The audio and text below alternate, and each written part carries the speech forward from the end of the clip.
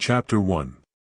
It began in a woman's club in London on a February afternoon, an uncomfortable club, and a miserable afternoon, when Mrs. Wilkins, who had come down from Hampstead to shop and had lunched at her club, took up the Times from the table in the smoking room, and running her listless eye down the agony column saw this. To those who appreciate wisteria and sunshine. Small medieval Italian castle on the shores of the Mediterranean to be let furnished for the month of April. Necessary servants remain. Z. Box 1000, The Times. That was its conception, yet, as in the case of many another, the conceiver was unaware of it at the moment. So entirely unaware was Mrs. Wilkins that her April for that year had then and there been settled for her that she dropped the newspaper with a gesture that was both irritated and resigned, and went over to the window and stared drearily out at the dripping street. Not for her were medieval castles, even those that are specially described as small. Not for her the shores in April of the Mediterranean, and the wisteria and sunshine. Such delights were only for the rich. Yet the advertisement had been addressed to persons who appreciate these things, so that it had been, anyhow, addressed to her, for she certainly appreciated them, more than anybody knew, more than she had ever told. But she was poor. In the whole world she possessed of her very own only £90, saved from year to year, put by carefully pound by pound, out of her dress allowance. She had scraped this sum together at the suggestion of her husband as a shield and refuge against a rainy day. Her dress allowance, given her by her father, was £100 a year, so that Mrs. Wilkins's clothes were what her husband, urging her to save, called modest and becoming, and her acquaintance to each other, when they spoke of her at all, which was seldom for she was very negligible, called a perfect sight. Mr. Wilkins, a solicitor, encouraged thrift, except that branch of it which got into his food. He did not call that thrift, he called it bad housekeeping. But for the thrift which, like moth, penetrated into Mrs. Wilkins's clothes and spoilt them, he had much praise. You never know, he said, when there will be a rainy day, and you may be very glad to find you have a nest egg. Indeed we both may. Looking out of the club window into Shaftesbury Avenue, hers was an economical club, but convenient for Hampstead, where she lived, and for Shoolbred's, where she shopped. Mrs. Wilkins, having stood there some time very drearily, her mind's eye on the Mediterranean in April, and the wisteria, and the enviable opportunities of the rich, while her bodily eye watched the really extremely horrible sooty rain falling steadily on the hurrying umbrellas and splashing omnibuses, suddenly wondered whether perhaps this was not the rainy day Mellersh was Mr. Wilkins, had so often encouraged her to prepare for, and whether to get out of such a climate and into the small medieval castle wasn't perhaps what Providence had all along intended her to do with her savings. Part of her savings, of course, perhaps quite a small part. The castle, being medieval, might also be dilapidated, and dilapidations were surely cheap. She wouldn't in the least mind a few of them, because you didn't pay for dilapidations which were already there. On the contrary, by reducing the price you had to pay they really paid you.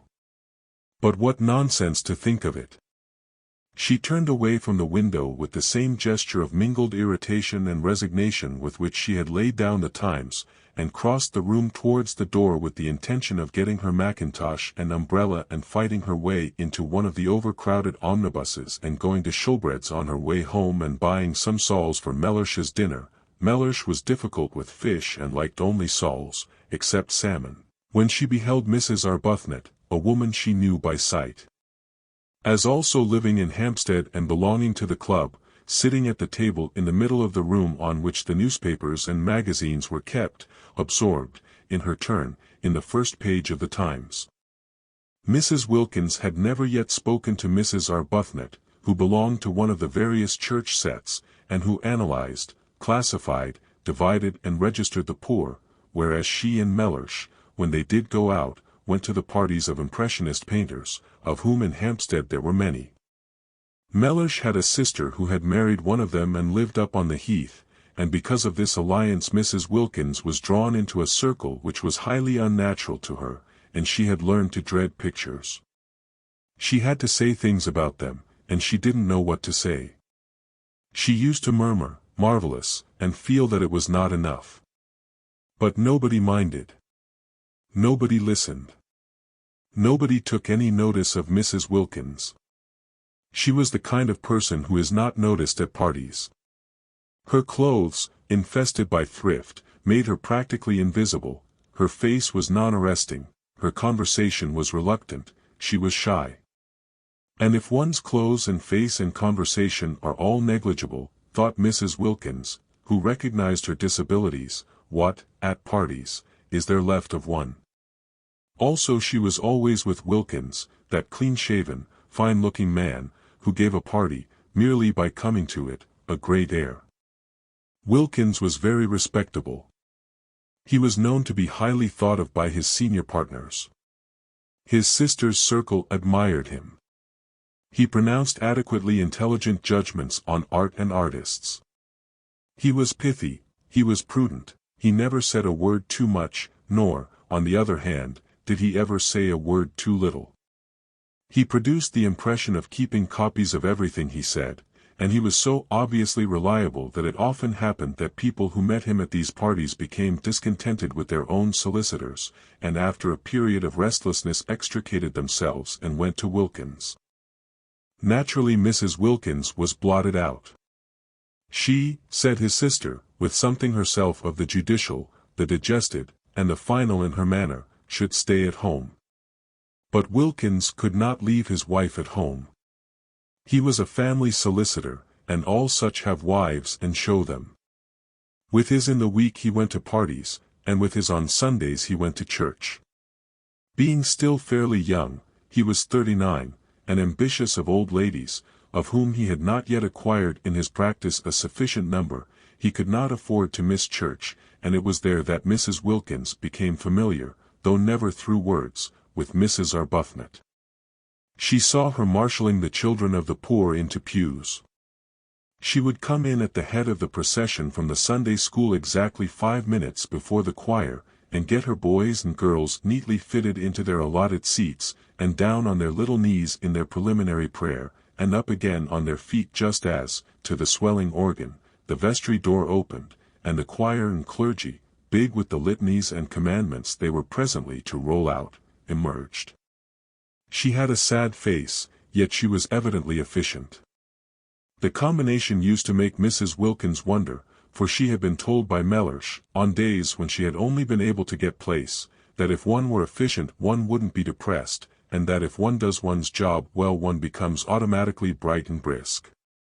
About Mrs. Arbuthnot there was nothing bright and brisk, though much in her way with the Sunday school children that was automatic, but when Mrs. Wilkins, turning from the window, caught sight of her in the club she was not being automatic at all, but was looking fixedly at one portion of the first page of the Times, holding the paper quite still, her eyes not moving.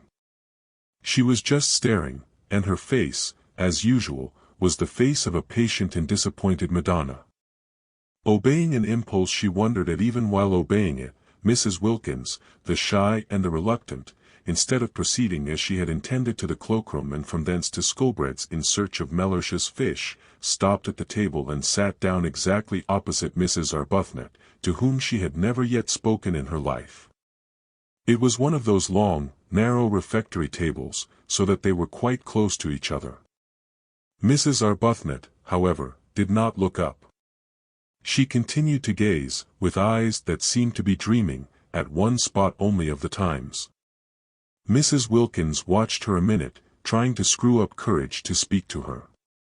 She wanted to ask her if she had seen the advertisement. She did not know why she wanted to ask her this, but she wanted to. How stupid not to be able to speak to her. She looked so kind. She looked so unhappy. Why couldn't two unhappy people refresh each other on their way through this dusty business of life by a little talk, real, natural talk, about what they felt, what they would have liked, what they still tried to hope? And she could not help thinking that Mrs. Arbuthnot, too, was reading that very same advertisement. Her eyes were on the very part of the paper. Was she, too, picturing what it would be like, the color, the fragrance, the light, the soft lapping of the sea among little hot rocks. Color, fragrance, light, sea, instead of Shaftesbury Avenue, and the wet omnibuses, and the fish department at Shoolbred's, and the tube to Hampstead, and dinner, and tomorrow the same and the day after the same and always the same. Suddenly Mrs. Wilkins found herself leaning across the table. "Are you reading about the medieval castle and the wisteria?" she heard herself asking. Naturally Mrs. Arbuthnot was surprised, but she was not half so much surprised as Mrs. Wilkins was at herself for asking. Mrs. Arbuthnot had not yet to her knowledge set eyes on the shabby, lank, loosely put-together figure sitting opposite her, with its small freckled face and big grey eyes almost disappearing under a smashed-down wet-weather hat, and she gazed at her a moment without answering. She was reading about the medieval castle and the wisteria, or rather had read about it 10 minutes before, and since then had been lost in dreams, of light, of color, of fragrance, of the soft lapping of the sea among little hot rocks. "Why do you ask me that?" she said in her grave voice, for her training of and by the poor had made her grave and patient. Mrs. Wilkins flushed and looked excessively shy and frightened. "Oh, only because I saw it too, and I thought perhaps, I thought somehow," she stammered. Whereupon Mrs. Arbuthnot, her mind being used to getting people into lists and divisions, from habit considered, as she gazed thoughtfully at Mrs. Wilkins, under what heading, supposing she had to classify her, she could most properly be put. "And I know you by sight," went on Mrs. Wilkins, who, like all the shy, once she was started plunged on, frightening herself to more and more speech by the sheer sound of what she had said last in her ears. "Every Sunday, I see you every Sunday in church." "In church," echoed Mrs. Arbuthnot. "And this seems such a wonderful thing, this advertisement about the wisteria, and—" Mrs. Wilkins, who must have been at least 30, broke off and wriggled in her chair with the movement of an awkward and embarrassed schoolgirl. "It seems so wonderful," she went on in a kind of burst, "and it is such a miserable day." And then she sat looking at Mrs. Arbuthnot with the eyes of an imprisoned dog. "This poor thing," thought Mrs. Arbuthnot, whose life was spent in helping and alleviating, needs advice. She accordingly prepared herself patiently to give it. "If you see me in church," she said, kindly and attentively, "I suppose you live in Hampstead too?" "Oh yes," said Mrs. Wilkins. And she repeated, her head on its long thin neck drooping a little as if the recollection of Hampstead bowed her, "Oh yes." "Where?" asked Mrs. Arbuthnot, who, when advice was needed, naturally first proceeded to collect the facts. But Mrs. Wilkins, laying her hand softly and caressingly on the part of the Times where the advertisement was, as though the mere printed words of it were precious, only said, "Perhaps that's why this seems so wonderful." "No, I think that's wonderful anyhow," said Mrs. Arbuthnot, forgetting facts and faintly sighing. "Then you were reading it?" "Yes," said Mrs. Arbuthnot, her eyes going dreamy again. "Wouldn't it be wonderful?" murmured Mrs. Wilkins. "Wonderful," said Mrs. Arbuthnot. Her face, which had lit up, faded into patience again. "Very wonderful," she said. "But it's no use wasting one's time thinking of such things." "Oh, but it is," was Mrs. Wilkins's quick, surprising reply, surprising because it was so much unlike the rest of her, the characterless coat and skirt, the crumpled hat, the undecided wisp of hair straggling out. "And just the considering of them is worthwhile in itself, such a change from Hampstead, and sometimes I believe, I really do believe, if one considers hard enough one gets things." Mrs. Arbuthnot observed her patiently. In what category would she, supposing she had to, put her? "Perhaps," she said, leaning forward a little, "you will tell me your name. If we are to be friends," she smiled her grave smile, "as I hope we are, we had better begin at the beginning." "Oh yes, how kind of you." "I'm Mrs. Wilkins," said Mrs. Wilkins. "I don't expect," she added, flushing, as Mrs. Arbuthnot said nothing, that it conveys anything to you. Sometimes it doesn't seem to convey anything to me either. But, she looked round with a movement of seeking help, I am Mrs. Wilkins. She did not like her name. It was a mean, small name, with a kind of facetious twist, she thought, about its end like the upward curve of a pugdog's tail. There it was, however. There was no doing anything with it. Wilkins she was and Wilkins she would remain, and though her husband encouraged her to give it on all occasions as Mrs. Mellersh Wilkins, she only did that when he was within earshot, for she thought Mellersh made Wilkins worse, emphasizing it in the way Chatsworth on the gate-posts of a villa emphasizes the villa. When first he suggested she should add Mellersh she had objected for the above reason, and after a pause, Mellersh was much too prudent to speak except after a pause, during which presumably he was taking a careful mental copy of his coming observation. He said, much displeased, but I am not a villa, and looked at her as he looks who hopes, for perhaps the 100th time, that he may not have married a fool. Of course he was not a villa, Mrs. Wilkins assured him. She had never supposed he was, she had not dreamed of meaning, she was only just thinking. The more she explained the more earnest became Mellersh's hope, familiar to him by this time, for he had then been a husband for 2 years, that he might not by any chance have married a fool, and they had a prolonged quarrel, if that can be called a quarrel which is conducted with dignified silence on one side and earnest apology on the other, as to whether or no Mrs. Wilkins had intended to suggest that Mr. Wilkins was a villa. I believe, she had thought when it was at last over, it took a long while, that anybody would quarrel about anything when they've not left off being together for a single day for 2 whole years. What we both need is a holiday. My husband, went on Mrs. Wilkins to Mrs. Arbuthnot, trying to throw some light on herself, is a solicitor. She cast about for something she could say elucidatory of Mellersh, and found, he's very handsome. Well, said Mrs. Arbuthnot kindly, that must be a great pleasure to you. Why? Asked Mrs. Wilkins. Because, said Mrs. Arbuthnot, a little taken aback, for constant intercourse with the poor had accustomed her to have her pronouncements accepted without question, because beauty, handsomeness, is a gift like any other, and if it is properly used. She trailed off into silence. Mrs. Wilkins's great grey eyes were fixed on her, and it seemed suddenly to Mrs. Arbuthnot that perhaps she was becoming crystallized into a habit of exposition, and of exposition after the manner of nursemaids, through having an audience that couldn't but agree, that would be afraid, if it wished, to interrupt, that didn't know, that was, in fact, at her mercy. But Mrs. Wilkins was not listening, for just then, absurd as it seemed, a picture had flashed across her brain, and there were 2 figures in it sitting together under a great trailing wisteria that stretched across the branches of a tree she didn't know, and it was herself and Mrs. Arbuthnot. She saw them. And behind them, bright in sunshine, were old grey walls, the medieval castle. She saw it, they were there. She therefore stared at Mrs. Arbuthnot and did not hear a word she said. And Mrs. Arbuthnot stared too at Mrs. Wilkins, arrested by the expression on her face, which was swept by the excitement of what she saw, and was as luminous and tremulous under it as water in sunlight when it is ruffled by a gust of wind.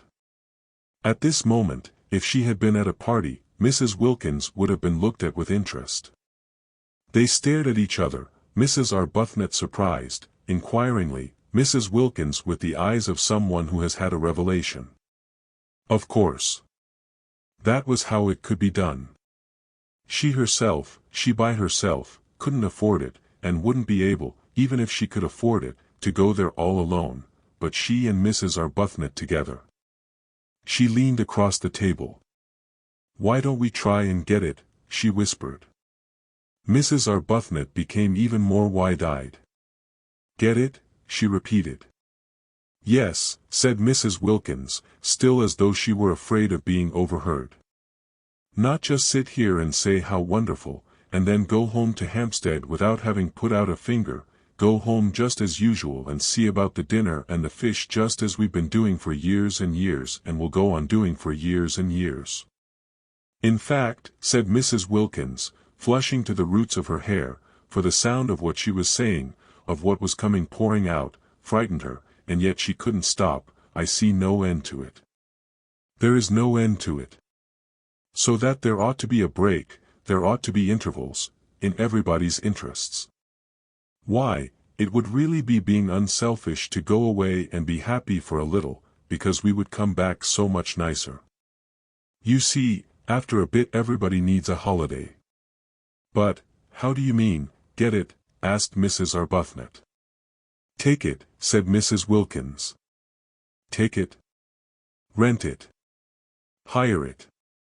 Have it. But, do you mean you and I? Yes. Between us. Share. Then it would only cost half, and you look exactly as if you wanted it just as much as I do, as if you ought to have a rest, have something happy happen to you. Why, but we don't know each other. But just think how well we would if we went away together for a month. And I've saved for a rainy day, and I expect so have you, and this is the rainy day, look at it. She is unbalanced, thought Mrs. Arbuthnot, yet she felt strangely stirred. Think of getting away for a whole month, from everything, to heaven. She shouldn't say things like that, thought Mrs. Arbuthnot. The vicar, yet she felt strangely stirred. It would indeed be wonderful to have a rest, a cessation. Habit, however, steadied her again, and years of intercourse with the poor made her say, with the slight though sympathetic superiority of the explainer, but then, you see, heaven isn't somewhere else. It is here and now. We are told so. She became very earnest, just as she did when trying patiently to help and enlighten the poor. Heaven is within us, she said in her gentle low voice. We are told that on the very highest authority. And you know the lines about the kindred points, don't you? Oh yes, I know them, interrupted Mrs. Wilkins impatiently. The kindred points of heaven and home, continued Mrs. Arbuthnot, who was used to finishing her sentences. Heaven is in our home. It isn't, said Mrs. Wilkins, again surprisingly. Mrs. Arbuthnot was taken aback. Then she said gently, oh, but it is. It is there if we choose, if we make it. I do choose, and I do make it, and it isn't, said Mrs. Wilkins. Then Mrs. Arbuthnot was silent, for she too sometimes had doubts about homes. She sat and looked uneasily at Mrs. Wilkins, feeling more and more the urgent need to getting her classified. If she could only classify Mrs. Wilkins, get her safely under her proper heading, she felt that she herself would regain her balance, which did seem very strangely to be slipping all to one side. For neither had she had a holiday for years, and the advertisement when she saw it had set her dreaming, and Mrs. Wilkins's excitement about it was infectious, and she had the sensation, as she listened to her impetuous, odd talk and watched her lit-up face, that she was being stirred out of sleep. Clearly Mrs. Wilkins was unbalanced, but Mrs. Arbuthnot had met the unbalanced before, indeed she was always meeting them, and they had no effect on her own stability at all, whereas this one was making her feel quite wobbly, quite as though to be off and away from her compass points of God, husband, home and duty. She didn't feel as if Mrs. Wilkins intended Mr. Wilkins to come too, and just for once be happy, would be both good and desirable. Which of course it wasn't, which certainly of course it wasn't. She, also, had a nest egg, invested gradually in the post office savings bank, but to suppose that she would ever forget her duty to the extent of drawing it out and spending it on herself was surely absurd. Surely she wouldn't ever do such a thing. Surely she couldn't ever forget her poor, forget misery and sickness as completely as that. No doubt a trip to Italy would be extraordinarily delightful, but there were many delightful things one would like to do, and what was strength given to one for except to help one not to do them? Steadfast as the points of the compass to Mrs. Arbuthnot were the great four facts of life: God, husband, home, duty. She had gone to sleep on these facts years ago, after a period of much misery, her head resting on them as on a pillow, and she had a great dread of being awakened out of so simple and untroublesome a condition. Therefore it was that she searched with earnestness for a heading under which to put Mrs. Wilkins, and in this way illumine and steady her own mind, and sitting there looking at her uneasily after her last remark, and feeling herself becoming more and more unbalanced and infected, she decided pro tem, as the vicar said at meetings, to put her under the heading nerves. It was just possible that she ought to go straight into the category hysteria, which was often only the antechamber to lunacy, but Mrs. Arbuthnot had learned not to hurry people into their final categories, having on more than one occasion discovered with dismay that she had made a mistake, and how difficult it had been to get them out again, and how crushed she had been with the most terrible remorse. Yes. Nerves. Probably she had no regular work for others, thought Mrs. Arbuthnot, no work that would take her outside herself. Evidently she was rudderless, blown about by gusts, by impulses.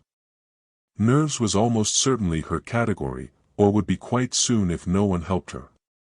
Poor little thing, thought Mrs. Arbuthnot, her own balance returning hand in hand with her compassion, and unable, because of the table, to see the length of Mrs. Wilkins's legs. All she saw was her small, eager, shy face, and her thin shoulders, and the look of childish longing in her eyes for something that she was sure was going to make her happy. No, such things didn't make people happy, such fleeting things. Mrs. Arbuthnot had learned in her long life with Frederick, he was her husband, and she had married him at 20 and was now 33, where alone true joys are to be found. They are to be found, she now knew, only in daily, in hourly, living for others. They are to be found only, hadn't she over and over again taken her disappointments and discouragements there, and come away comforted, at the feet of God. Frederick had been the kind of husband whose wife betakes herself early to the feet of God. From him to them had been a short though painful step. It seemed short to her in retrospect, but it had really taken the whole of the first year of their marriage, and every inch of the way had been a struggle, and every inch of it was stained, she felt at the time, with her heart's blood. All that was over now. She had long since found peace. And Frederick, from her passionately loved bridegroom, from her worshipped young husband, had become second only to God on her list of duties and forbearances.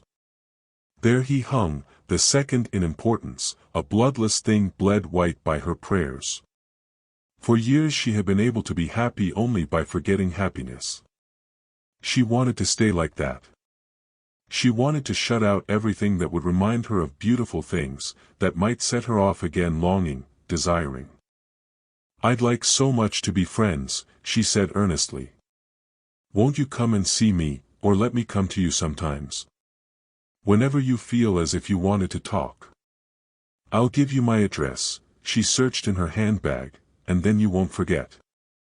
And she found a card and held it out. Mrs. Wilkins ignored the card. "It's so funny," said Mrs. Wilkins, just as if she had not heard her, "but I see us both, you and me, this April in the medieval castle." Mrs. Arbuthnot relapsed into uneasiness. "Do you?" she said, making an effort to stay balanced under the visionary gaze of the shining gray eyes. "Do you? Don't you ever see things in a kind of flash before they happen?" asked Mrs. Wilkins. "Never," said Mrs. Arbuthnot. She tried to smile the sympathetic yet wise and tolerant smile with which she was accustomed to listen to the necessarily biased and incomplete views of the poor. She didn't succeed. The smile trembled out. "Of course," she said in a low voice, almost as if she were afraid the vicar and the savings bank were listening, "it would be most beautiful, most beautiful." "Even if it were wrong," said Mrs. Wilkins, "it would only be for a month." "That," began Mrs. Arbuthnot, quite clear as to the reprehensibleness of such a point of view, but Mrs. Wilkins stopped her before she could finish. "Anyhow," said Mrs. Wilkins, stopping her, "I'm sure it's wrong to go on being good for too long, till one gets miserable. And I can see you've been good for years and years, because you look so unhappy." Mrs. Arbuthnot opened her mouth to protest, "and I've done nothing but duties," things for other people, ever since I was a girl, and I don't believe anybody loves me a bit, the be better, and I long, oh, I long, for something else, something else. Was she going to cry? Mrs. Arbuthnot became acutely uncomfortable and sympathetic. She hoped she wasn't going to cry. Not there. Not in that unfriendly room, with strangers coming and going. But Mrs. Wilkins, after tugging agitatedly at a handkerchief that wouldn't come out of her pocket, did succeed at last in merely apparently blowing her nose with it, and then, blinking her eyes very quickly once or twice, looked at Mrs. Arbuthnot with a quivering air of half-humble, half-frightened apology, and smiled.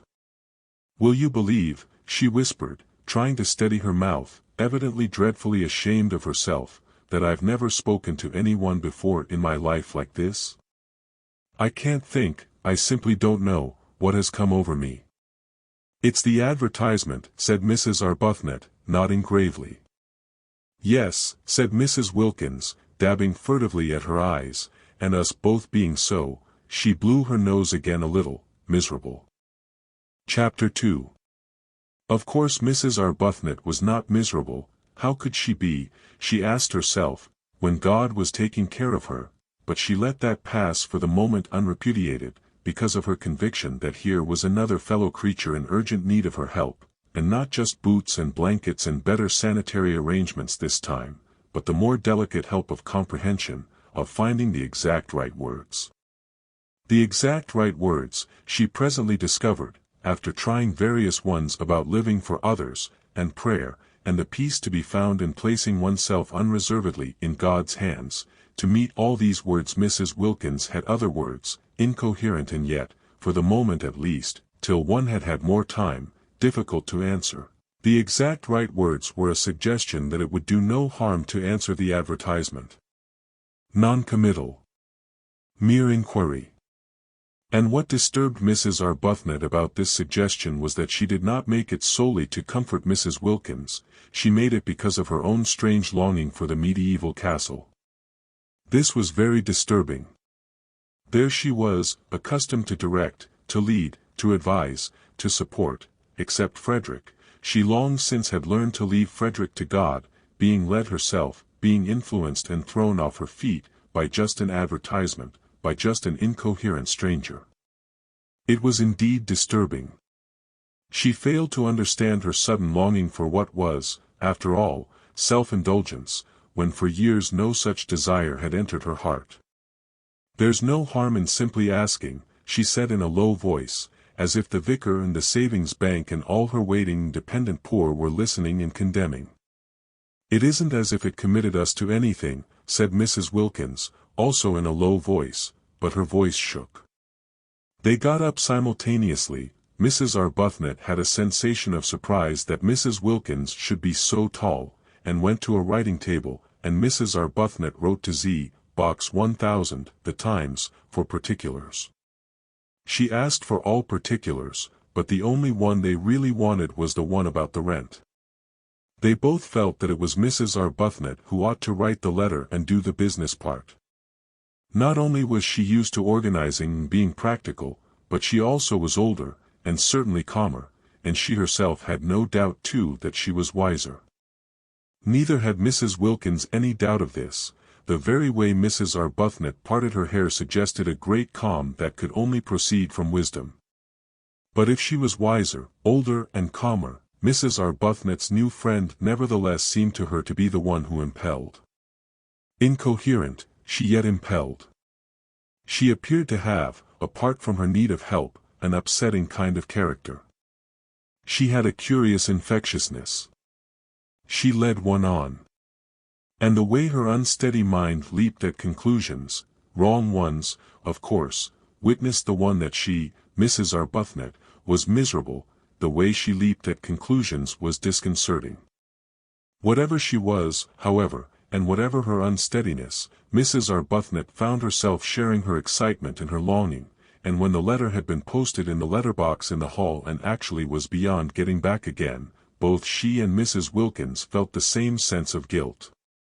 "It only shows," said Mrs. Wilkins in a whisper, as they turned away from the letterbox, how immaculately good we've been all our lives. The very first time we do anything our husbands don't know about we feel guilty.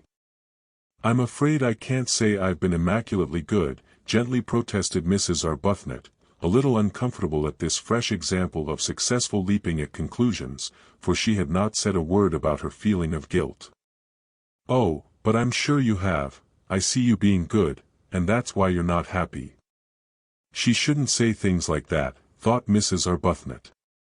I must try and help her not to. Aloud she said gravely, I don't know why you insist that I'm not happy. When you know me better I think you'll find that I am. And I'm sure you don't mean really that goodness, if one could attain it, makes one unhappy. Yes, I do, said Mrs. Wilkins. Our sort of goodness does. We have attained it, and we are unhappy. There are miserable sorts of goodness and happy sorts. The sort we'll have at the medieval castle, for instance, is the happy sort. That is, supposing we go there, said Mrs. Arbuthnot restrainingly. She felt that Mrs. Wilkins needed holding on to. After all, we've only written just to ask. Anybody may do that.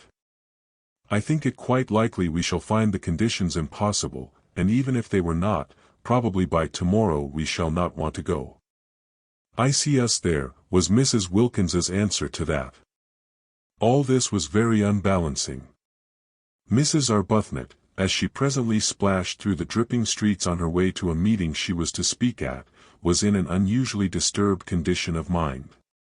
She had, she hoped, shown herself very calm to Mrs. Wilkins, very practical and sober, concealing her own excitement. But she was really extraordinarily moved, and she felt happy, and she felt guilty, and she felt afraid, and she had all the feelings, though this she did not know, of a woman who has come away from a secret meeting with her lover. That, indeed, was what she looked like when she arrived late on her platform. She, the open-browed, looked almost furtive as her eyes fell on the staring wooden faces waiting to hear her try and persuade them to contribute to the alleviation of the urgent needs of the Hampstead poor, each one convinced that they needed contributions themselves. She looked as though she were hiding something discreditable but delightful. Certainly her customary clear expression of candor was not there, and its place was taken by a kind of suppressed and frightened pleasedness, which would have led a more worldly-minded audience to the instant conviction of recent and probably impassioned love-making. Beauty, beauty, beauty, the words kept ringing in her ears as she stood on the platform talking of sad things to the sparsely attended meeting. She had never been to Italy. Was that really what her nest egg was to be spent on after all? Though she couldn't approve of the way Mrs. Wilkins was introducing the idea of predestination into her immediate future, just as if she had no choice, just as if to struggle, or even to reflect, were useless, it yet influenced her. Mrs. Wilkins's eyes had been the eyes of a seer. Some people were like that, Mrs. Arbuthnot knew, and if Mrs. Wilkins had actually seen her at the medieval castle it did seem probable that struggling would be a waste of time. Still, to spend her nest egg on self-indulgence, the origin of this egg had been corrupt, but she had at least supposed its end was to be creditable.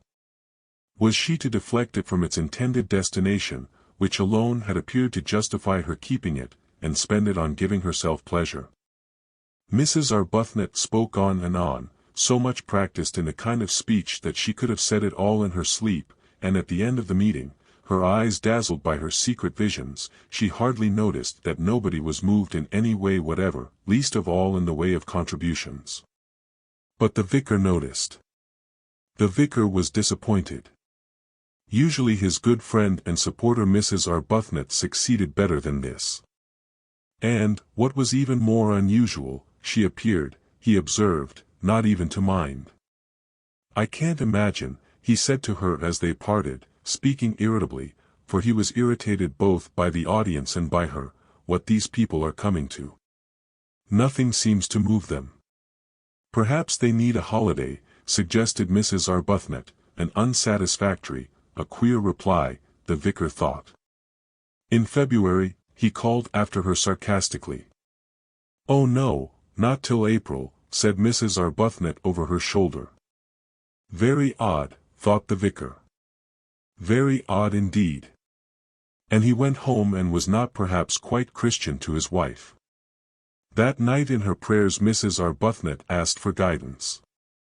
She felt she ought really to ask, straight out and roundly, that the medieval castle should already have been taken by someone else and the whole thing thus be settled, but her courage failed her.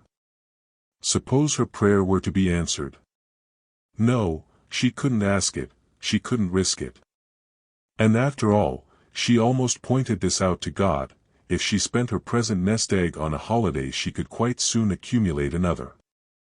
Frederick pressed money on her, and it would only mean, while she rolled up a second egg, that for a time her contributions to the parish charities would be less. And then it could be the next nest egg whose original corruption would be purged away by the use to which it was finally put. For Mrs. Arbuthnot, who had no money of her own, was obliged to live on the proceeds of Frederick's activities, and her very nest egg was the fruit, posthumously ripened, of ancient sin. The way Frederick made his living was one of the standing distresses of her life. He wrote immensely popular memoirs, regularly, every year, of the mistresses of kings. There were in history numerous kings who had had mistresses, and there were still more numerous mistresses who had had kings, so that he had been able to publish a book of memoirs during each year of his married life, and even so there were great further piles of these ladies waiting to be dealt with. Mrs. Arbuthnot was helpless. Whether she liked it or not, she was obliged to live on the proceeds. He gave her a dreadful sofa once, after the success of his Du Barry memoir, with swollen cushions and soft, receptive lap, and it seemed to her a miserable thing that there, in her very home, should flaunt this reincarnation of a dead old French sinner. Simply good, convinced that morality is the basis of happiness, the fact that she and Frederick should draw their sustenance from guilt, however much purged by the passage of centuries, was one of the secret reasons of her sadness. The more the memoired lady had forgotten herself, the more his book about her was read and the more free-handed he was to his wife, and all that he gave her was spent, after adding slightly to her nest egg, for she did hope and believe that some day people would cease to want to read of wickedness, and then Frederick would need supporting, on helping the poor. The parish flourished because, to take a handful at random, of the ill behavior of the ladies Du Barry, Montespan, Pompadour, Ninon de l'Enclos, and even of learned Maintenon. The poor were the filter through which the money was passed, to come out, Mrs. Arbuthnot hoped, purified. She could do no more. She had tried in days gone by to think the situation out, to discover the exact right course for her to take, but had found it, as she had found Frederick, too difficult, and had left it, as she had left Frederick, to God. Nothing of this money was spent on her house or dress, those remained, except for the great soft sofa, austere. It was the poor who profited. Their very boots were stout with sins. But how difficult it had been. Mrs. Arbuthnot, groping for guidance, prayed about it to exhaustion. Ought she perhaps to refuse to touch the money, to avoid it as she would have avoided the sins which were its source? But then what about the parish's boots? She asked the vicar what he thought, and, through much delicate language, evasive and cautious, it did finally appear that he was for the boots. At least she had persuaded Frederick. When first he began his terrible successful career, he only began it after their marriage. When she married him he had been a blameless official attached to the library of the British Museum, to publish the memoirs under another name, so that she was not publicly branded. Hampstead read the books with glee, and had no idea that their writer lived in its midst. Frederick was almost unknown, even by sight, in Hampstead. He never went to any of its gatherings. Whatever it was he did in the way of recreation was done in London, but he never spoke of what he did or whom he saw. He might have been perfectly friendless for any mention he ever made of friends to his wife. Only the vicar knew where the money for the parish came from, and he regarded it, he told Mrs. Arbuthnot, as a matter of honor not to mention it. And at least her little house was not haunted by the loose-lived ladies, for Frederick did his work away from home. He had 2 rooms near the British Museum, which was the scene of his exhumations, and there he went every morning, and he came back long after his wife was asleep. Sometimes he did not come back at all. Sometimes she did not see him for several days together. Then he would suddenly appear at breakfast, having let himself in with his latchkey the night before, very jovial and good-natured and free-handed and glad if she would allow him to give her something, a well-fed man, contented with the world, a jolly, full-blooded, satisfied man. And she was always gentle, and anxious that his coffee should be as he liked it. He seemed very happy. Life, she often thought, however much one tabulated, was yet a mystery. There were always some people it was impossible to place. Frederick was one of them. He didn't seem to bear the remotest resemblance to the original Frederick.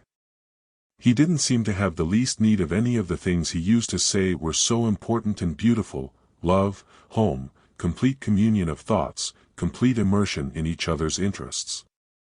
After those early painful attempts to hold him up to the point from which they had hand in hand so splendidly started, attempts in which she herself had got terribly hurt and the Frederick she supposed she had married was mangled out of recognition, she hung him up finally by her bedside as the chief subject of her prayers, and left him, except for those, entirely to God. She had loved Frederick too deeply to be able now to do anything but pray for him. He had no idea that he never went out of the house without her blessing going with him too, hovering, like a little echo of finished love, round that once dear head. She didn't dare think of him as he used to be, as he had seemed to her to be in those marvelous first days of their love-making, of their marriage. Her child had died, she had nothing, nobody of her own to lavish herself on. The poor became her children, and God the object of her love. What could be happier than such a life, she sometimes asked herself, but her face, and particularly her eyes, continued sad. Perhaps when we're old, perhaps when we are both quite old, she would think wistfully. Chapter 3. The owner of the medieval castle was an Englishman, a Mr. Briggs, who was in London at the moment and wrote that it had beds enough for 8 people, exclusive of servants, 3 sitting rooms, battlements, dungeons, and electric light. The rent was £60 for the month, the servants' wages were extra, and he wanted references. He wanted assurances that the second half of his rent would be paid, the first half being paid in advance, and he wanted assurances of respectability from a solicitor, or a doctor, or a clergyman. He was very polite in his letter, explaining that his desire for references was what was usual and should be regarded as a mere formality. Mrs. Arbuthnot and Mrs. Wilkins had not thought of references, and they had not dreamed a rent could be so high. In their minds had floated sums like 3 guineas a week, or less, seeing that the place was small and old. £60 for a single month. It staggered them. Before Mrs. Arbuthnot's eyes rose up boots, endless vistas, all the stout boots that £60 would buy, and besides the rent there would be the servants' wagesk, and the food, and the railway journeys out and home. While as for references, these did indeed seem a stumbling block, it did seem impossible to give any without making their plan more public than they had intended. They had both, even Mrs. Arbuthnot, lured for once away from perfect candor by the realization of the great saving of trouble and criticism an imperfect explanation would produce, they had both thought it would be a good plan to give out, each to her own circle, their circles being luckily distinct, that each was going to stay with a friend who had a house in Italy. It would be true as far as it went. Mrs. Wilkins asserted that it would be quite true, but Mrs. Arbuthnot thought it wouldn't be quite, and it was the only way, Mrs. Wilkins said, to keep Mellersh even approximately quiet. To spend any of her money just on the mere getting to Italy would cause him indignation. What he would say if he knew she was renting part of a medieval castle on her own account Mrs. Wilkins preferred not to think. It would take him days to say it all, and this although it was her very own money, and not a penny of it had ever been his.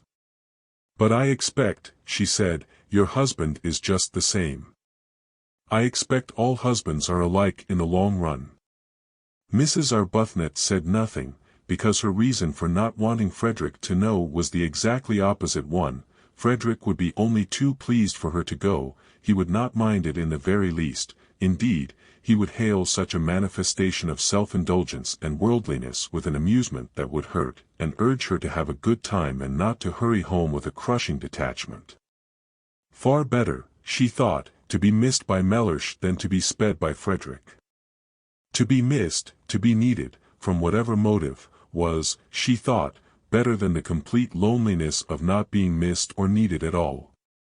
She therefore said nothing, and allowed Mrs. Wilkins to leap at her conclusions unchecked.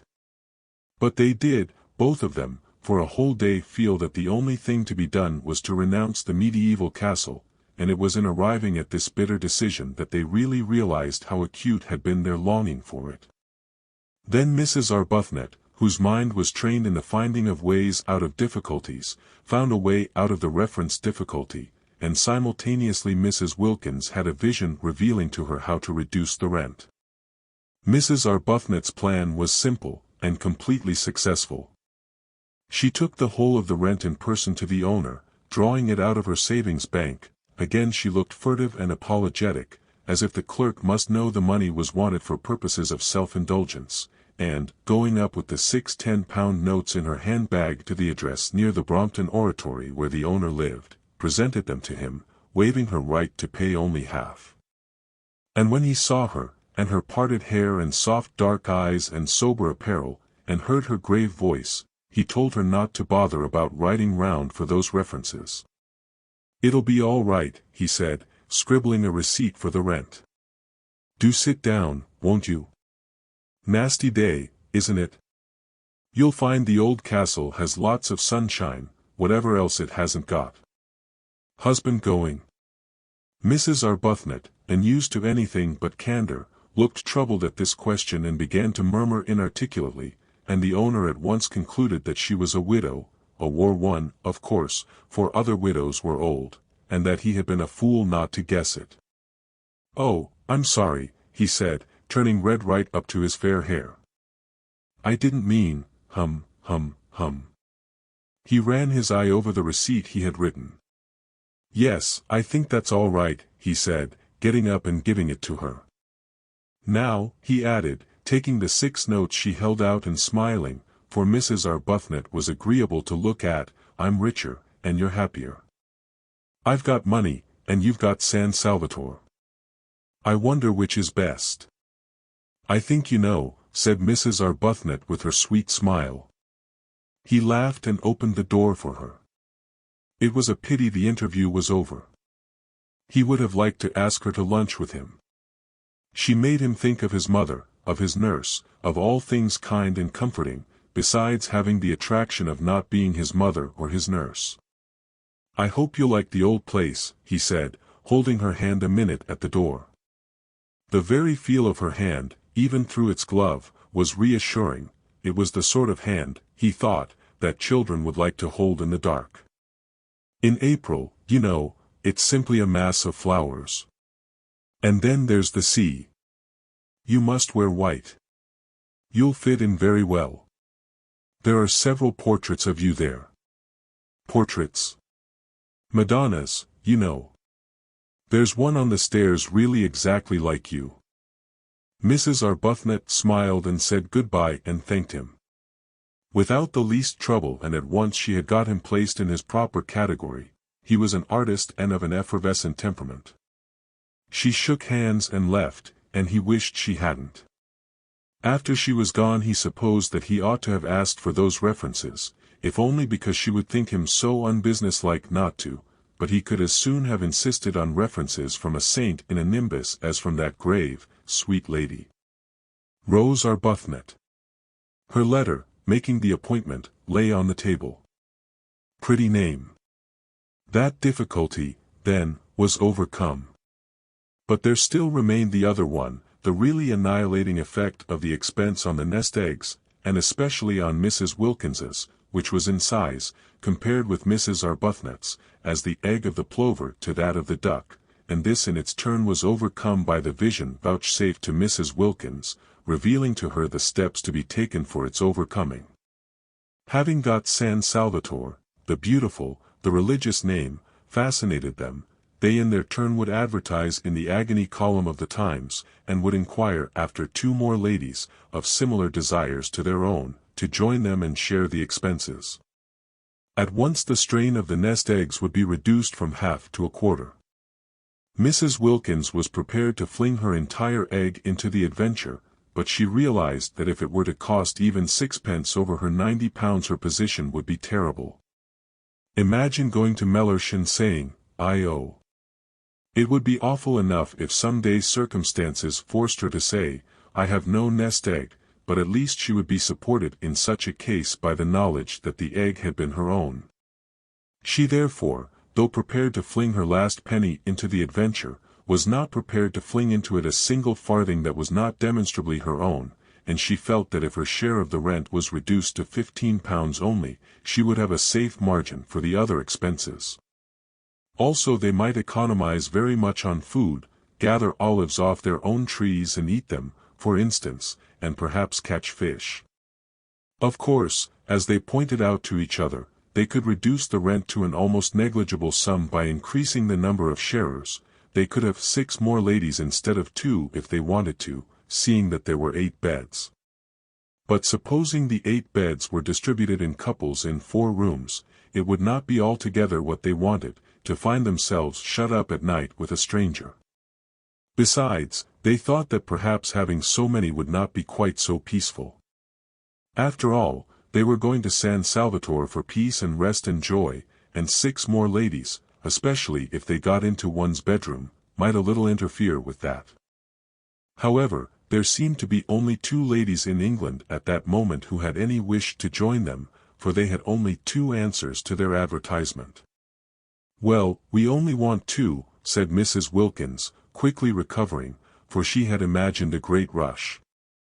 "I think a choice would have been a good thing," said Mrs. Arbuthnot. "You mean because then we needn't have had Lady Caroline Dester." "I didn't say that," gently protested Mrs. Arbuthnot. "We needn't have her," said Mrs. Wilkins. "Just one more person would help us a great deal with the rent. We're not obliged to have 2. But why should we not have her? She seems really quite what we want." "Yes, she does from her letter," said Mrs. Wilkins doubtfully. She felt she would be terribly shy of Lady Caroline. Incredible as it may seem, seeing how they get into everything, Mrs. Wilkins had never come across any members of the aristocracy. They interviewed Lady Caroline, and they interviewed the other applicant, a Mrs. Fisher. Lady Caroline came to the club in Shaftesbury Avenue, and appeared to be wholly taken up by one great longing, a longing to get away from everybody she had ever known. When she saw the club, and Mrs. Arbuthnot, and Mrs. Wilkins, she was sure that here was exactly what she wanted.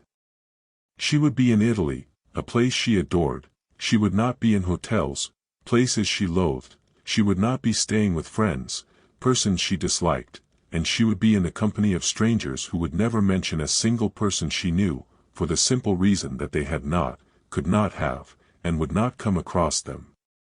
She asked a few questions about the 4th woman, and was satisfied with the answers. Mrs. Fisher, of Prince of Wales Terrace. A widow. She too would be unacquainted with any of her friends. Lady Caroline did not even know where Prince of Wales Terrace was. "It's in London," said Mrs. Arbuthnot. "Is it?" said Lady Caroline. It all seemed most restful. Mrs. Fisher was unable to come to the club because, she explained by letter, she could not walk without a stick, therefore Mrs. Arbuthnot and Mrs. Wilkins went to her. "But if she can't come to the club, how can she go to Italy?" wondered Mrs. Wilkins, aloud. "We shall hear that from her own lips," said Mrs. Arbuthnot. From Mrs. Fisher's lips they merely heard, in reply to delicate questioning, that sitting in trains was not walking about, and they knew that already. Except for the stick, however, she appeared to be a most desirable 4th, quiet, educated, elderly. She was much older than they or Lady Caroline. Lady Caroline had informed them she was 28, but not so old as to have ceased to be active-minded. She was very respectable indeed, and still wore a complete suit of black though her husband had died, she told them, 11 years before. Her house was full of signed photographs of illustrious Victorian dead, all of whom she said she had known when she was little. Her father had been an eminent critic, and in his house she had seen practically everybody who was anybody in letters and art. Carlyle had scowled at her, Matthew Arnold had held her on his knee, Tennyson had sonorously rallied her on the length of her pigtail. She animatedly showed them the photographs, hung everywhere on her walls, pointing out the signatures with her stick, and she neither gave any information about her own husband nor asked for any about the husbands of her visitors, which was the greatest comfort.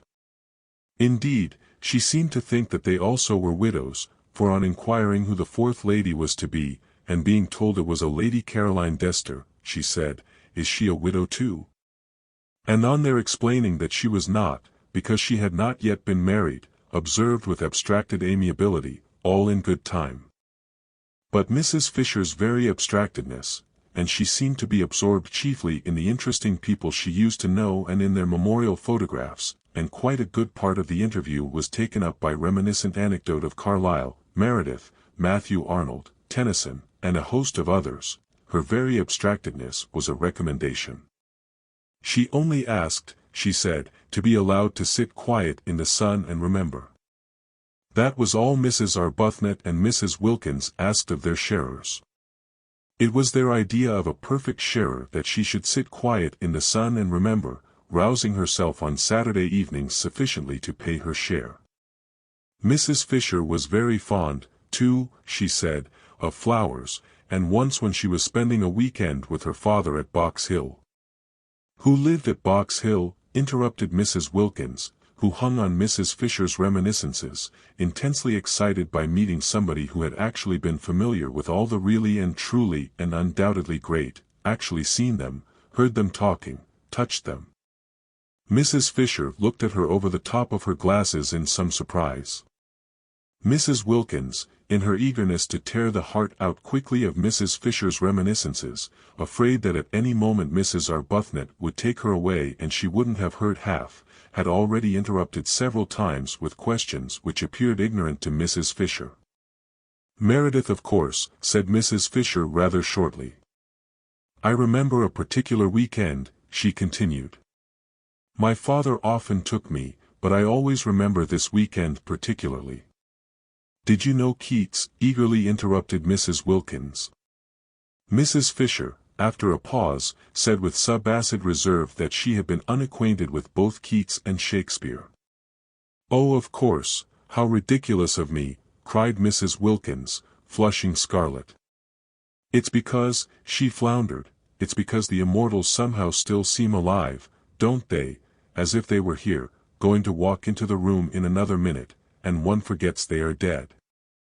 In fact, one knows perfectly well that they're not dead, not nearly so dead as you and I even now," she assured Mrs. Fisher, who observed her over the top of her glasses. "I thought I saw Keats the other day," Mrs. Wilkins incoherently proceeded, driven on by Mrs. Fisher's look over the top of her glasses.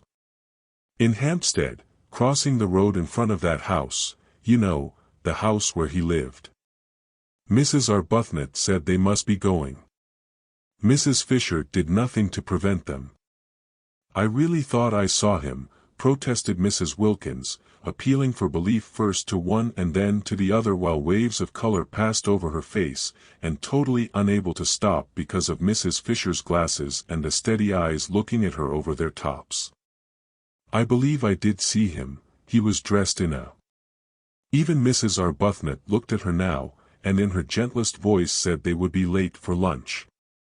It was at this point that Mrs. Fisher asked for references. She had no wish to find herself shut up for 4 weeks with somebody who saw things. It is true that there were 3 sitting rooms, besides the garden and the battlements at San Salvatore, so that there would be opportunities of withdrawal from Mrs. Wilkins, but it would be disagreeable to Mrs. Fisher, for instance, if Mrs. Wilkins were suddenly to assert that she saw Mr. Fisher. Mr. Fisher was dead, let him remain so. She had no wish to be told he was walking about the garden.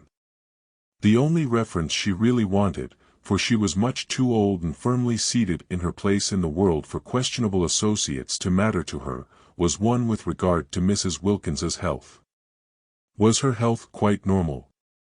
Was she an ordinary, everyday, sensible woman? Mrs. Fisher felt that if she were given even one address she would be able to find out what she needed. So she asked for references, and her visitors appeared to be so much taken aback, Mrs. Wilkins, indeed, was instantly sobered, that she added, "It is usual." Mrs. Wilkins found her speech first. "But," she said, "aren't we the ones who ought to ask for some from you?" And this seemed to Mrs. Arbuthnot too the right attitude. Surely it was they who were taking Mrs. Fisher into their party, and not Mrs. Fisher who was taking them into it. For answer Mrs. Fisher, leaning on her stick, went to the writing table and in a firm hand wrote down 3 names and offered them to Mrs. Wilkins, and the names were so respectable, they were so momentous, they were so nearly august, that just to read them was enough.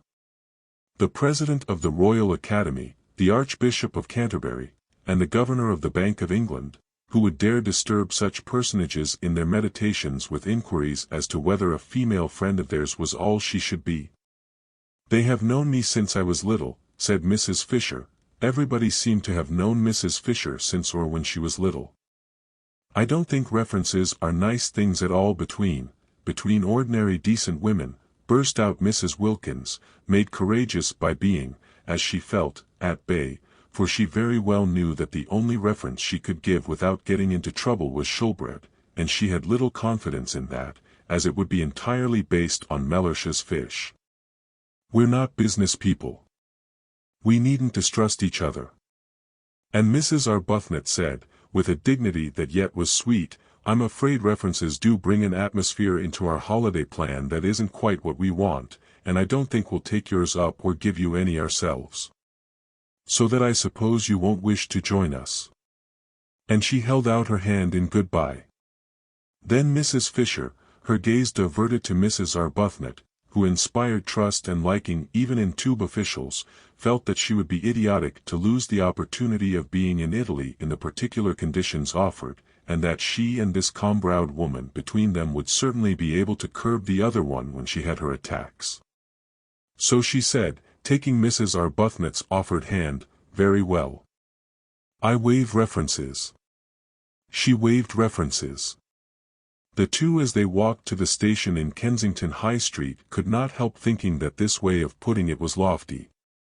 Even Mrs. Arbuthnot, spendthrift of excuses for lapses, thought Mrs. Fisher might have used other words, and Mrs. Wilkins, by the time she got to the station, and the walk and the struggle on the crowded pavement with other people's umbrellas had warmed her blood, actually suggested waving Mrs. Fisher. "If there is any waving to be done, do let us be the ones who wave," she said eagerly. But Mrs. Arbuthnot, as usual, held on to Mrs. Wilkins, and presently, having cooled down in the train, Mrs. Wilkins announced that at San Salvatore Mrs. Fisher would find her level. "I see her finding her level there," she said, her eyes very bright. Whereupon Mrs. Arbuthnot, sitting with her quiet hands folded, turned over in her mind how best she could help Mrs. Wilkins not to see quite so much, or at least, if she must see, to see in silence. Chapter 4. It had been arranged that Mrs. Arbuthnot and Mrs. Wilkins, traveling together, should arrive at San Salvatore on the evening of March 31st. The owner, who told them how to get there, appreciated their disinclination to begin their time in it on April 1st, and Lady Caroline and Mrs. Fisher, as yet unacquainted and therefore under no obligations to bore each other on the journey, for only towards the end would they find out by a process of sifting who they were to arrive on the morning of April 2nd. In this way everything would be got nicely ready for the two who seemed, in spite of the equality of the sharing, yet to have something about them of guests. There were disagreeable incidents towards the end of March, when Mrs. Wilkins, her heart in her mouth and her face a mixture of guilt, terror and determination, told her husband that she had been invited to Italy, and he declined to believe it. Of course he declined to believe it. Nobody had ever invited his wife to Italy before. There was no precedent. He required proofs. The only proof was Mrs. Arbuthnot, and Mrs. Wilkins had produced her, but after what entreaties, what passionate persuading.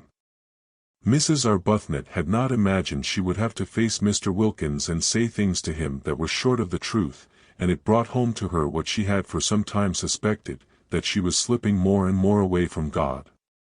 Indeed, the whole of March was filled with unpleasant, anxious moments. It was an uneasy month. Mrs. Arbuthnot's conscience, made supersensitive by years of pampering, could not reconcile what she was doing with its own high standard of what was right. It gave her little peace. It nudged her at her prayers. It punctuated her entreaties for divine guidance with disconcerting questions, such as, "Are you not a hypocrite? Do you really mean that? Would you not, frankly, be disappointed if that prayer were granted?" The prolonged wet, raw weather was on the side too of her conscience, producing far more sickness than usual among the poor. They had bronchitis, they had fevers, there was no end to the distress. And here she was going off, spending precious money on going off, simply and solely to be happy. One woman being happy, and these piteous multitudes. She was unable to look the vicar in the face. He did not know, nobody knew, what she was going to do, and from the very beginning she was unable to look anybody in the face. She excused herself from making speeches appealing for money.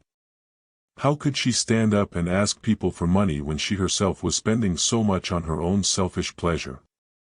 Nor did it help her or quiet her that, having actually told Frederick, in her desire to make up for what she was squandering, that she would be grateful if he would let her have some money, he instantly gave her a cheque for £100. He asked no questions. She was scarlet. He looked at her a moment and then looked away. It was a relief to Frederick that she should take some money. She gave it all immediately to the organization she worked with, and found herself more tangled in doubts than ever. Mrs. Wilkins, on the contrary, had no doubts. She was quite certain that it was a most proper thing to have a holiday, and altogether right and beautiful to spend one's own hard-collected savings on being happy. "Think how much nicer we shall be when we come back," she said to Mrs. Arbuthnot, encouraging that pale lady. No, Mrs. Wilkins had no doubts, but she had fears, and March was for her too an anxious month, with the unconscious Mr. Wilkins coming back daily to his dinner and eating his fish in the silence of imagined security. Also things happen so awkwardly. It really is astonishing, how awkwardly they happen. Mrs. Wilkins, who was very careful all this month to give Mellersh only the food he liked, buying it and hovering over its cooking with a zeal more than common, succeeded so well that Mellersh was pleased, definitely pleased, so much pleased that he began to think that he might, after all, have married the right wife instead of, as he had frequently suspected, the wrong one. The result was that on the third Sunday in the month, Mrs. Wilkins had made up her trembling mind that on the fourth Sunday, there being 5 in that March and it being on the 5th of them that she and Mrs. Arbuthnot were to start, she would tell Mellersh of her invitation, on the third Sunday, then, after a very well-cooked lunch in which the Yorkshire pudding had melted in his mouth and the apricot tart had been so perfect that he ate it all, Mellersh, smoking his cigar by the brightly burning fire the while hail gusts banged on the window, said, "I am thinking of taking you to Italy for Easter." And paused for her astounded and grateful ecstasy. None came. The silence in the room, except for the hail hitting the windows and the gay roar of the fire, was complete. Mrs. Wilkins could not speak. She was dumbfounded. The next Sunday was the day she had meant to break her news to him, and she had not yet even prepared the form of words in which she would break it. Mr. Wilkins, who had not been abroad since before the war, and was noticing with increasing disgust, as week followed week of wind and rain, the peculiar persistent vileness of the weather, had slowly conceived a desire to get away from England for Easter. He was doing very well in his business. He could afford a trip. Switzerland was useless in April. There was a familiar sound about Easter in Italy. To Italy he would go, and as it would cause comment if he did not take his wife, take her he must. Besides, she would be useful. A second person was always useful in a country whose language one did not speak, for holding things, for waiting with the luggage. He had expected an explosion of gratitude and excitement. The absence of it was incredible. She could not, he concluded, have heard. Probably she was absorbed in some foolish daydream. It was regrettable how childish she remained. He turned his head, their chairs were in front of the fire, and looked at her. She was staring straight into the fire, and it was no doubt the fire that made her face so red. "I am thinking," he repeated, raising his clear, cultivated voice and speaking with acerbity, for inattention at such a moment was deplorable, "of taking you to Italy for Easter." "Did you not hear me?" Yes, she had heard him, and she had been wondering at the extraordinary coincidence, really most extraordinary. She was just going to tell him how she had been invited.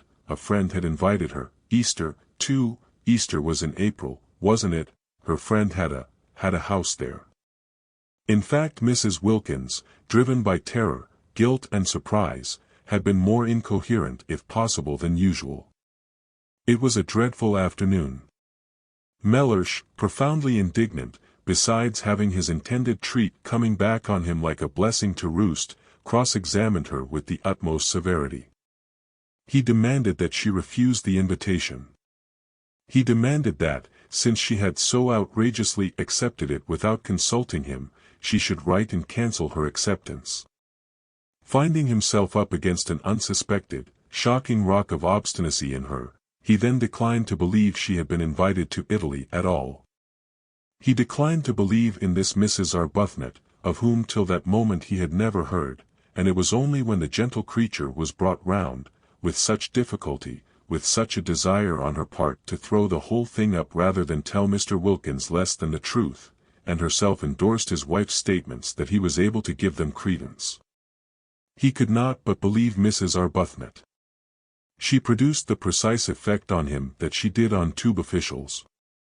She hardly needed to say anything. But that made no difference to her conscience, which knew and would not let her forget that she had given him an incomplete impression. "Do you," asked her conscience, "see any real difference between an incomplete impression and a completely stated lie?" God sees none. The remainder of March was a confused bad dream. Both Mrs. Arbuthnot and Mrs. Wilkins were shattered, try as they would not to. Both felt extraordinarily guilty, and when on the morning of the 30th they did finally get off, there was no exhilaration about the departure, no holiday feeling at all. "We've been too good, much too good," Mrs. Wilkins kept on murmuring as they walked up and down the platform at Victoria, having arrived there an hour before they need have, "and that's why we feel as though we're doing wrong. We're browbeaten, we're not any longer real human beings. Real human beings aren't ever as good as we've been. Oh," she clenched her thin hands, "to think that we ought to be so happy now, here on the very station, actually starting, and we're not, and it's being spoilt for us just simply because we've spoilt them. What have we done, what have we done, I should like to know," she inquired of Mrs. Arbuthnot indignantly, "except for once want to go away by ourselves and have a little rest from them?" Mrs. Arbuthnot, patiently pacing, did not ask who she meant by them, because she knew. Mrs. Wilkins meant their husbands, persisting in her assumption that Frederick was as indignant as Mellersh over the departure of his wife, whereas Frederick did not even know his wife had gone. Mrs. Arbuthnot, always silent about him, had said nothing of this to Mrs. Wilkins. Frederick went too deep into her heart for her to talk about him. He was having an extra bout of work finishing another of those dreadful books, and had been away practically continually the last few weeks, and was away when she left. Why should she tell him beforehand? Sure as she so miserably was that he would have no objection to anything she did, she merely wrote him a note and put it on the hall table ready for him if and when he should come home. She said she was going for a month's holiday as she needed a rest and she had not had one for so long, and that Gladys, the efficient parlour-maid, had orders to see to his comforts. She did not say where she was going, there was no reason why she should, he would not be interested, he would not care.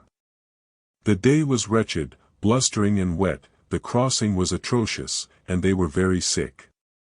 But after having been very sick, just to arrive at Calais and not be sick was happiness, and it was there that the real splendor of what they were doing first began to warm their benumbed spirits.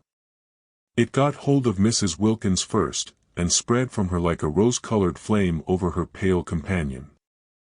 Mellersh at Calais, where they restored themselves with soles because of Mrs. Wilkins's desire to eat a sole Mellersh wasn't having, Mellersh at Calais had already begun to dwindle and seem less important. None of the French porters knew him, not a single official at Calais cared a fig for Mellersh.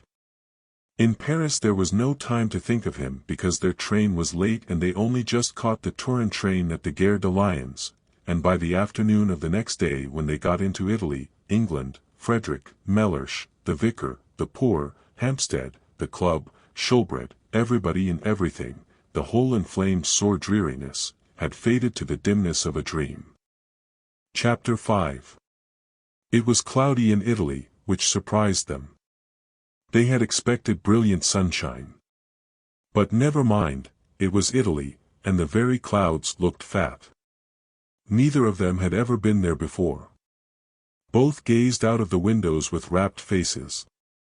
The hours flew as long as it was daylight, and after that there was the excitement of getting nearer, getting quite near, getting there. At Genoa it had begun to rain, Genoa. Imagine actually being at Genoa, seeing its name written up in the station just like any other name. At Nervi it was pouring, and when at last towards midnight, for again the train was late, they got to Mezzago, the rain was coming down in what seemed solid sheets. But it was Italy. Nothing it did could be bad. The very rain was different, straight rain, falling properly onto one's umbrella, not that violently blowing English stuff that got in everywhere. And it did leave off, and when it did, behold the earth would be strewn with roses. Mr. Briggs, San Salvatore's owner, had said, "You get out at Mezzago, and then you drive." But he had forgotten what he amply knew, that trains in Italy are sometimes late, and he had imagined his tenants arriving at Mezzago at 8 o'clock and finding a string of flies to choose from.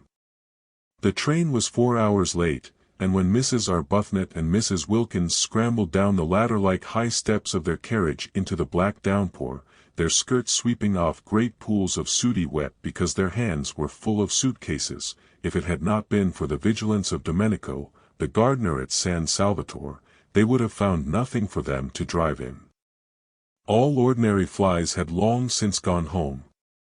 Domenico, foreseeing this, had sent his aunt's fly, driven by her son his cousin, and his aunt and her fly lived in Castagneto, the village crouching at the feet of San Salvatore, and therefore, however late the train was, the fly would not dare come home without containing that which it had been sent to fetch. Domenico's cousin's name was Beppo, and he presently emerged out of the dark where Mrs. Arbuthnot and Mrs. Wilkins stood, uncertain what to do next after the train had gone on, for they could see no porter and they thought from the feel of it that they were standing not so much on a platform as in the middle of the permanent way. Beppo, who had been searching for them, emerged from the dark with a kind of pounce and talked Italian to them vociferously. Beppo was a most respectable young man, but he did not look as if he were, especially not in the dark, and he had a dripping hat slouched over one eye. They did not like the way he seized their suitcases. He could not be, they thought, a porter. However, they presently from out of his streaming talk discerned the word San Salvatore, and after that they kept on saying them to him, for it was the only Italian they knew, as they hurried after him, unwilling to lose sight of their suitcases, stumbling across rails and through puddles out to where in the road a small, high fly stood. Its hood was up, and its horse was in an attitude of thought. They climbed in, and the minute they were in, Mrs. Wilkins, indeed, could hardly be called in. The horse awoke with a start from its reverie and immediately began going home rapidly, without Beppo, without the suitcases. Beppo darted after him, making the night ring with his shouts, and caught the hanging reins just in time. He explained proudly, and as it seemed to him with perfect clearness, that the horse always did that, being a fine animal full of corn and blood, and cared for by him, Beppo, as if he were his own son, and the ladies must not be alarmed. He had noticed they were clutching each other, but clear, and loud, and profuse of words though he was, they only looked at him blankly. He went on talking, however, while he piled the suitcases up round them, sure that sooner or later they must understand him, especially as he was careful to talk very loud and illustrate everything he said with the simplest elucidatory gestures, but they both continued only to look at him. They both, he noticed sympathetically, had white faces, and they both had big eyes, fatigued eyes. They were beautiful ladies, he thought, and their eyes, looking at him over the tops of the suitcases, watching his every movement, there were no trunks, only numbers of suitcases, were like the eyes of the Mother of God. The only thing the ladies said, and they repeated it at regular intervals, even after they had started, gently prodding him as he sat on his box to call his attention to it, was, San Salvatore. And each time he answered vociferously, encouragingly, Si, San Salvatore. We don't know of course if he's taking us there, said Mrs. Arbuthnot at last in a low voice, after they had been driving as it seemed to them a long while, and had got off the paving stones of the sleep-shrouded town and were out on a winding road with what they could just see was a low wall on their left, beyond which was a great black emptiness and the sound of the sea. On their right was something close and steep and high and black, rocks, they whispered to each other, huge rocks. No, we don't know, agreed Mrs. Wilkins, a slight coldness passing down her spine. They felt very uncomfortable. It was so late. It was so dark. The road was so lonely. Suppose a will came off. Suppose they met fascisti, or the opposite of fascisti. How sorry they were now that they had not slept at Genoa and come on the next morning in daylight. But that would have been the 1st of April, said Mrs. Wilkins, in a low voice. It is that now, said Mrs. Arbuthnot beneath her breath. So it is, murmured Mrs. Wilkins. They were silent. Beppo turned round on his box, a disquieting habit already noticed, for surely his horse ought to be carefully watched, and again addressed them with what he was convinced was lucidity, no patois, and the clearest explanatory movements. How much they wished their mothers had made them learn Italian when they were little. If only now they could have said, please sit round the right way and look after the horse. They did not even know what horse was in Italian. It was contemptible to be so ignorant. In their anxiety, for the road twisted round great jutting rocks, and on their left was only the low wall to keep them out of the sea should anything happen, they too began to gesticulate, waving their hands at Beppo, pointing ahead. They wanted him to turn round again and face his horse, that was all. He thought they wanted him to drive faster, and there followed a terrifying 10 minutes during which, as he supposed, he was gratifying them. He was proud of his horse, and it could go very fast. He rose in his seat, the whip cracked, the horse rushed forward, the rocks leaped towards them, the little fly swayed, the suitcases heaved, Mrs. Arbuthnot and Mrs. Wilkins clung. In this way they continued, swaying, heaving, clattering, clinging, till at a point near Castagneto there was a rise in the road, and on reaching the foot of the rise the horse, who knew every inch of the way, stopped suddenly, throwing everything in the fly into a heap, and then proceeded up at the slowest of walks. Beppo twisted himself round to receive their admiration, laughing with pride in his horse. There was no answering laugh from the beautiful ladies. Their eyes, fixed on him, seemed bigger than ever, and their faces against the black of the night showed milky. But here at least, once they were up the slope, were houses. The rocks left off, and there were houses, the low wall left off, and there were houses, the sea shrunk away, and the sound of it ceased, and the loneliness of the road was finished. No lights anywhere, of course, nobody to see them pass, and yet Beppo, when the houses began, after looking over his shoulder and shouting "Castagnito" at the ladies, once more stood up and cracked his whip and once more made his horse dash forward. "We shall be there in a minute," Mrs. Arbuthnot said to herself, holding on. "We shall soon stop now," Mrs. Wilkins said to herself, holding on. They said nothing aloud, because nothing would have been heard above the whip cracking and the wheel clattering and the boisterous inciting noises Beppo was making at his horse. Anxiously they strained their eyes for any sight of the beginning of San Salvatore. They had supposed and hoped that after a reasonable amount of village a medieval archway would loom upon them, and through it they would drive into a garden and draw up at an open, welcoming door, with light streaming from it and those servants standing in it who, according to the advertisement, remained. Instead the flies suddenly stopped. Peering out they could see they were still in the village street, with small dark houses each side, and Beppo, throwing the reins over the horse's back as if completely confident this time that he would not go any farther, got down off his box. At the same moment, springing as it seemed out of nothing, a man and several half-grown boys appeared on each side of the fly and began dragging out the suitcases. "No, no, San Salvatore," exclaimed Mrs. Wilkins, trying to hold on to what suitcases she could. "Si, San Salvatore," they all shouted, pulling.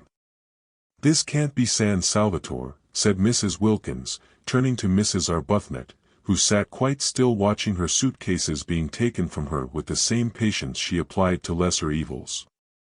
She knew she could do nothing if these men were wicked men determined to have her suitcases. "I don't think it can be," she admitted, and could not refrain from a moment's wonder at the ways of God.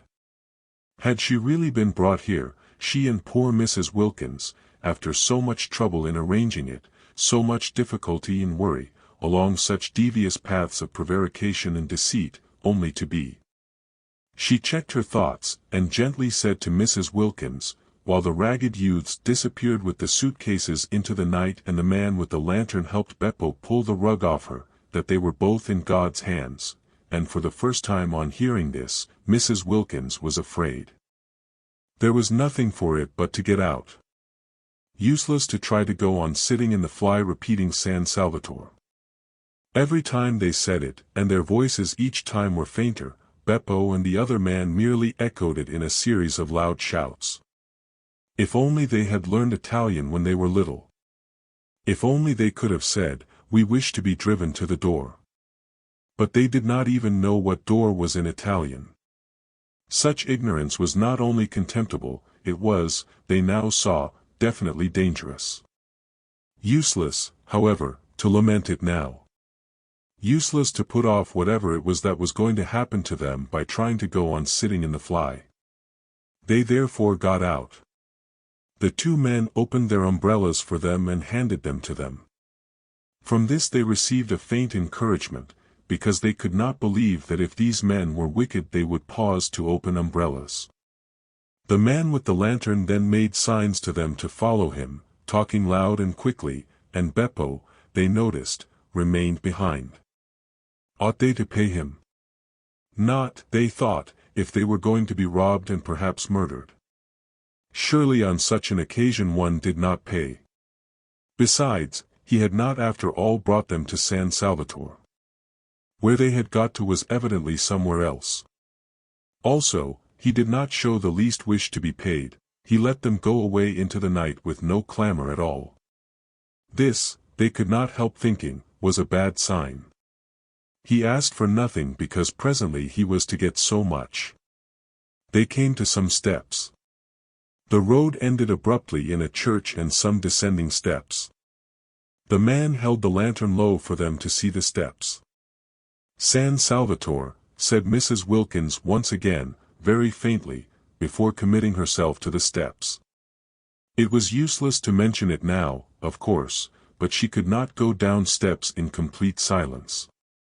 No medieval castle, she was sure, was ever built at the bottom of steps. Again, however, came the echoing shout, "Si, San Salvatore." They descended gingerly, holding up their skirts just as if they would be wanting them another time and had not in all probability finished with skirts forever. The steps ended in a steeply sloping path with flat stone slabs down the middle.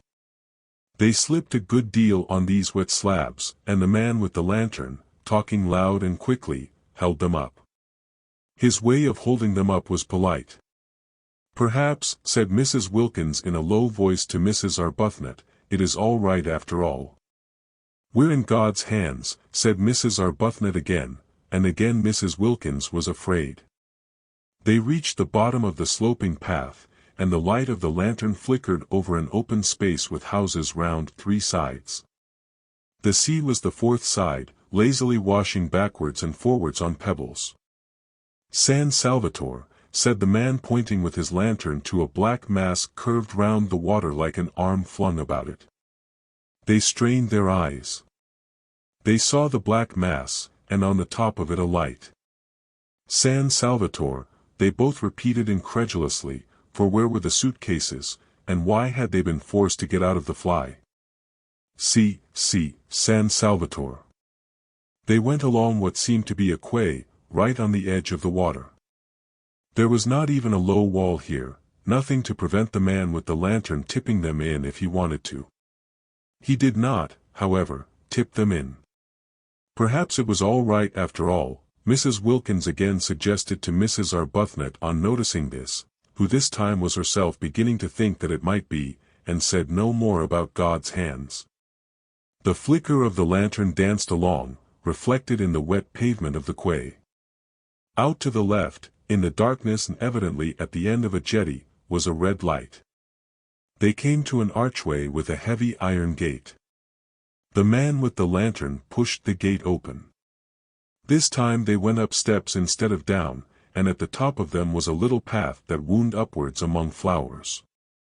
They could not see the flowers, but the whole place was evidently full of them. It here dawned on Mrs. Wilkins that perhaps the reason why the fly had not driven them up to the door was that there was no road, only a footpath. That also would explain the disappearance of the suitcases. She began to feel confident that they would find their suitcases waiting for them when they got up to the top. San Salvatore was, it seemed, on the top of a hill, as a medieval castle should be. At a turn of the path they saw above them, much nearer now and shining more brightly, the light they had seen from the quay. She told Mrs. Arbuthnot of her dawning belief, and Mrs. Arbuthnot agreed that it was very likely a true one. Once more, but this time in a tone of real hopefulness, Mrs. Wilkins said, pointing upwards at the black outline against the only slightly less black sky, "San Salvatore." And once more, but this time comfortingly, encouragingly, came back the assurance, "Si, San Salvatore." They crossed a little bridge, over what was apparently a ravine, and then came a flat bit with long grass at the sides and more flowers. They felt the grass flicking wet against their stockings, and the invisible flowers were everywhere. Then up again through trees, along a zigzag path with the smell all the way of the flowers they could not see. The warm rain was bringing out all the sweetness. Higher and higher they went in this sweet darkness, and the red light on the jetty dropped farther and farther below them. The path wound round to the other side of what appeared to be a little peninsula, the jetty and the red light disappeared, across the emptiness on their left were distant lights. "Mazago," said the man, waving his lantern at the lights.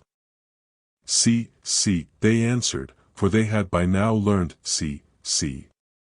Upon which the man congratulated them in a great flow of polite words, not one of which they understood, on their magnificent Italian, for this was Domenico, the vigilant and accomplished gardener of San Salvatore, the prop and stay of the establishment, the resourceful, the gifted, the eloquent, the courteous, the intelligent Domenico.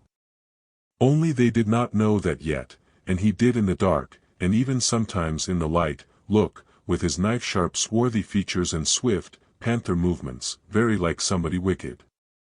They passed along another flat bit of path, with a black shape like a high wall towering above them on their right, and then the path went up again under trellises, and trailing sprays of scented things caught at them and shook raindrops on them, and the light of the lantern flickered over lilies, and then came a flight of ancient steps worn with centuries, and then another iron gate, and then they were inside, though still climbing a twisting flight of stone steps with old walls on either side, like the walls of dungeons, and with a vaulted roof. At the top was a wrought iron door, and through it shone a flood of electric light. "Ecco," said Domenico, lithely running up the last few steps ahead and pushing the door open. And there they were, arrived, and it was San Salvatore, and their suitcases were waiting for them, and they had not been murdered. They looked at each other's white faces and blinking eyes very solemnly. It was a wonderful moment.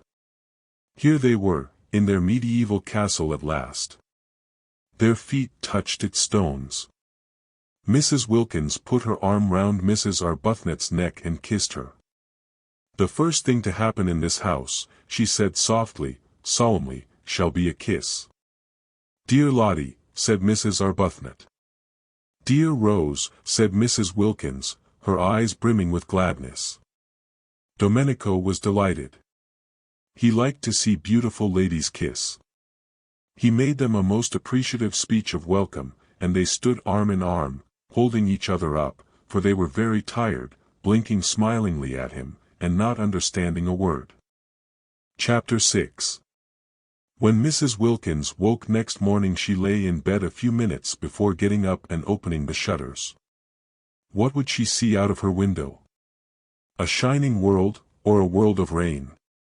But it would be beautiful, whatever it was would be beautiful. She was in a little bedroom with bare white walls and a stone floor and sparse old furniture. The beds, there were two, were made of iron, enameled black and painted with bunches of gay flowers.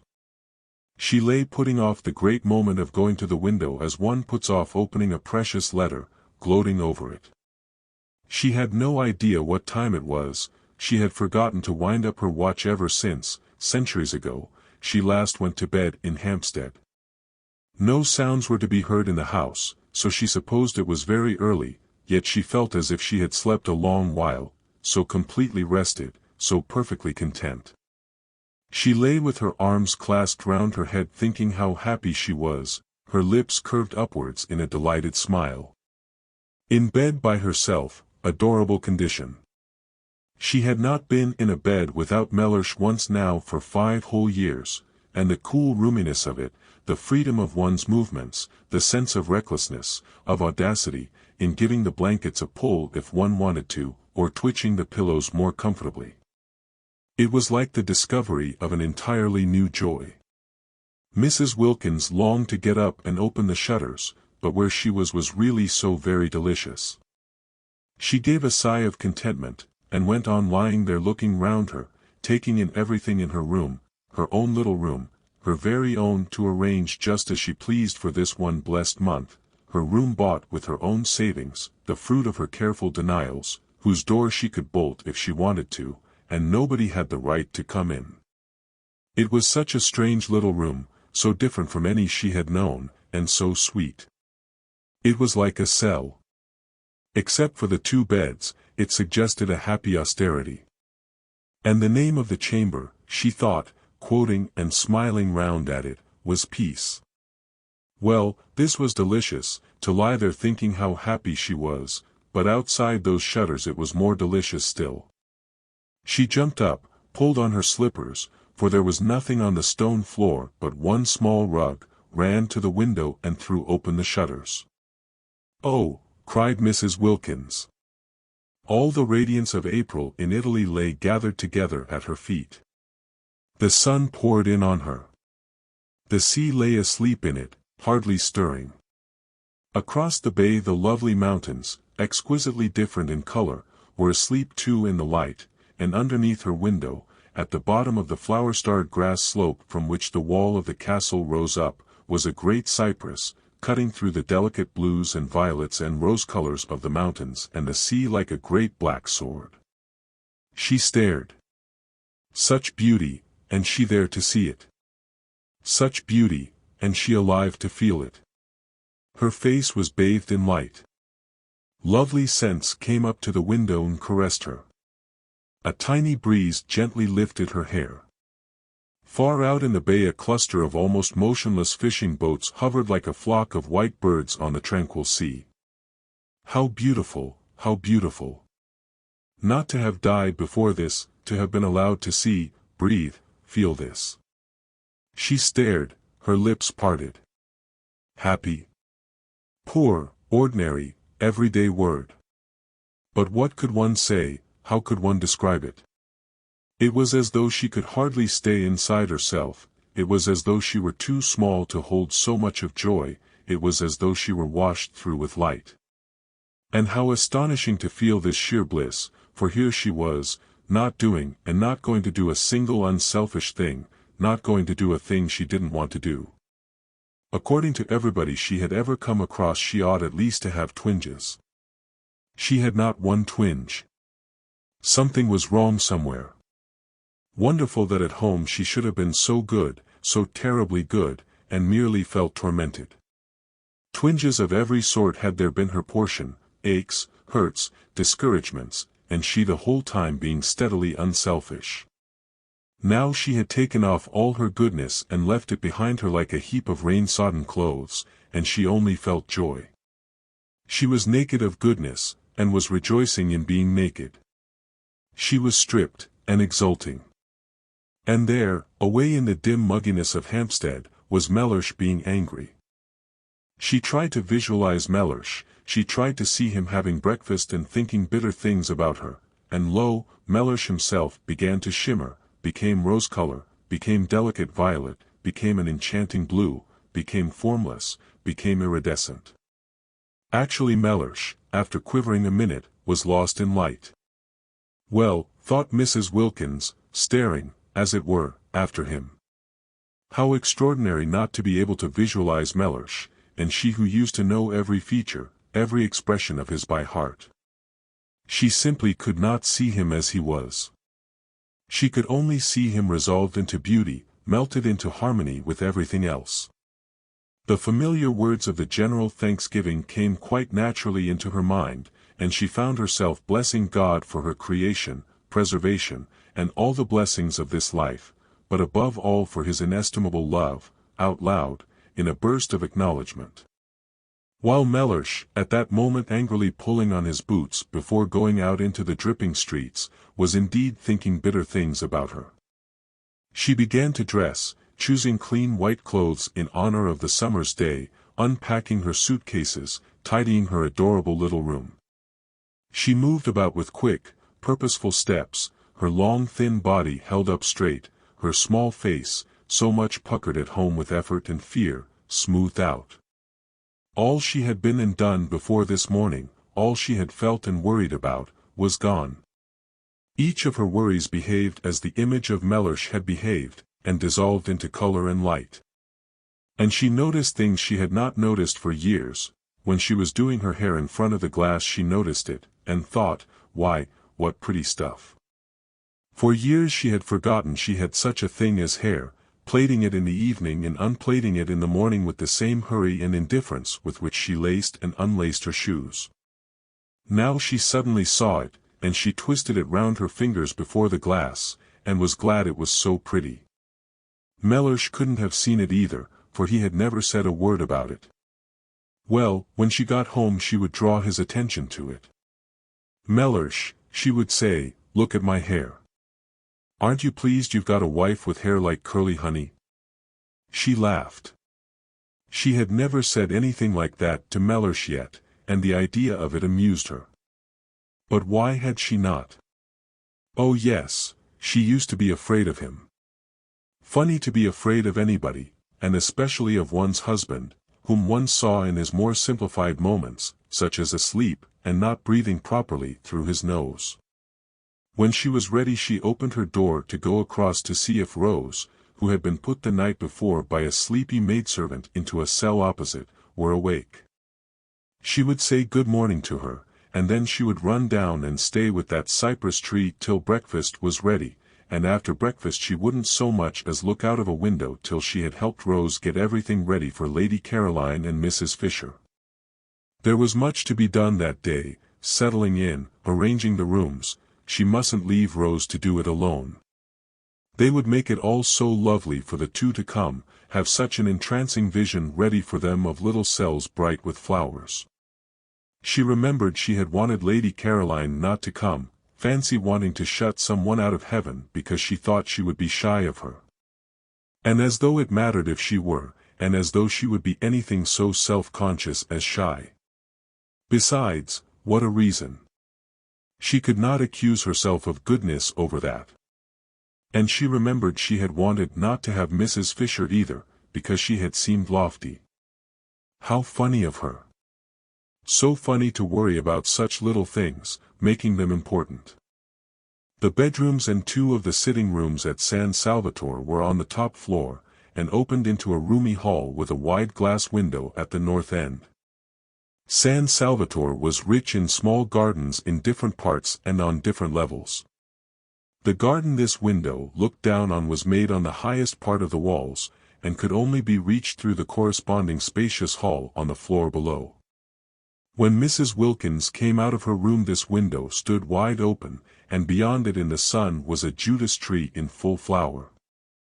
There was no sign of anybody, no sound of voices or feet. Tubs of arum lilies stood about on the stone floor, and on a table flamed a huge bunch of fierce nasturtiums.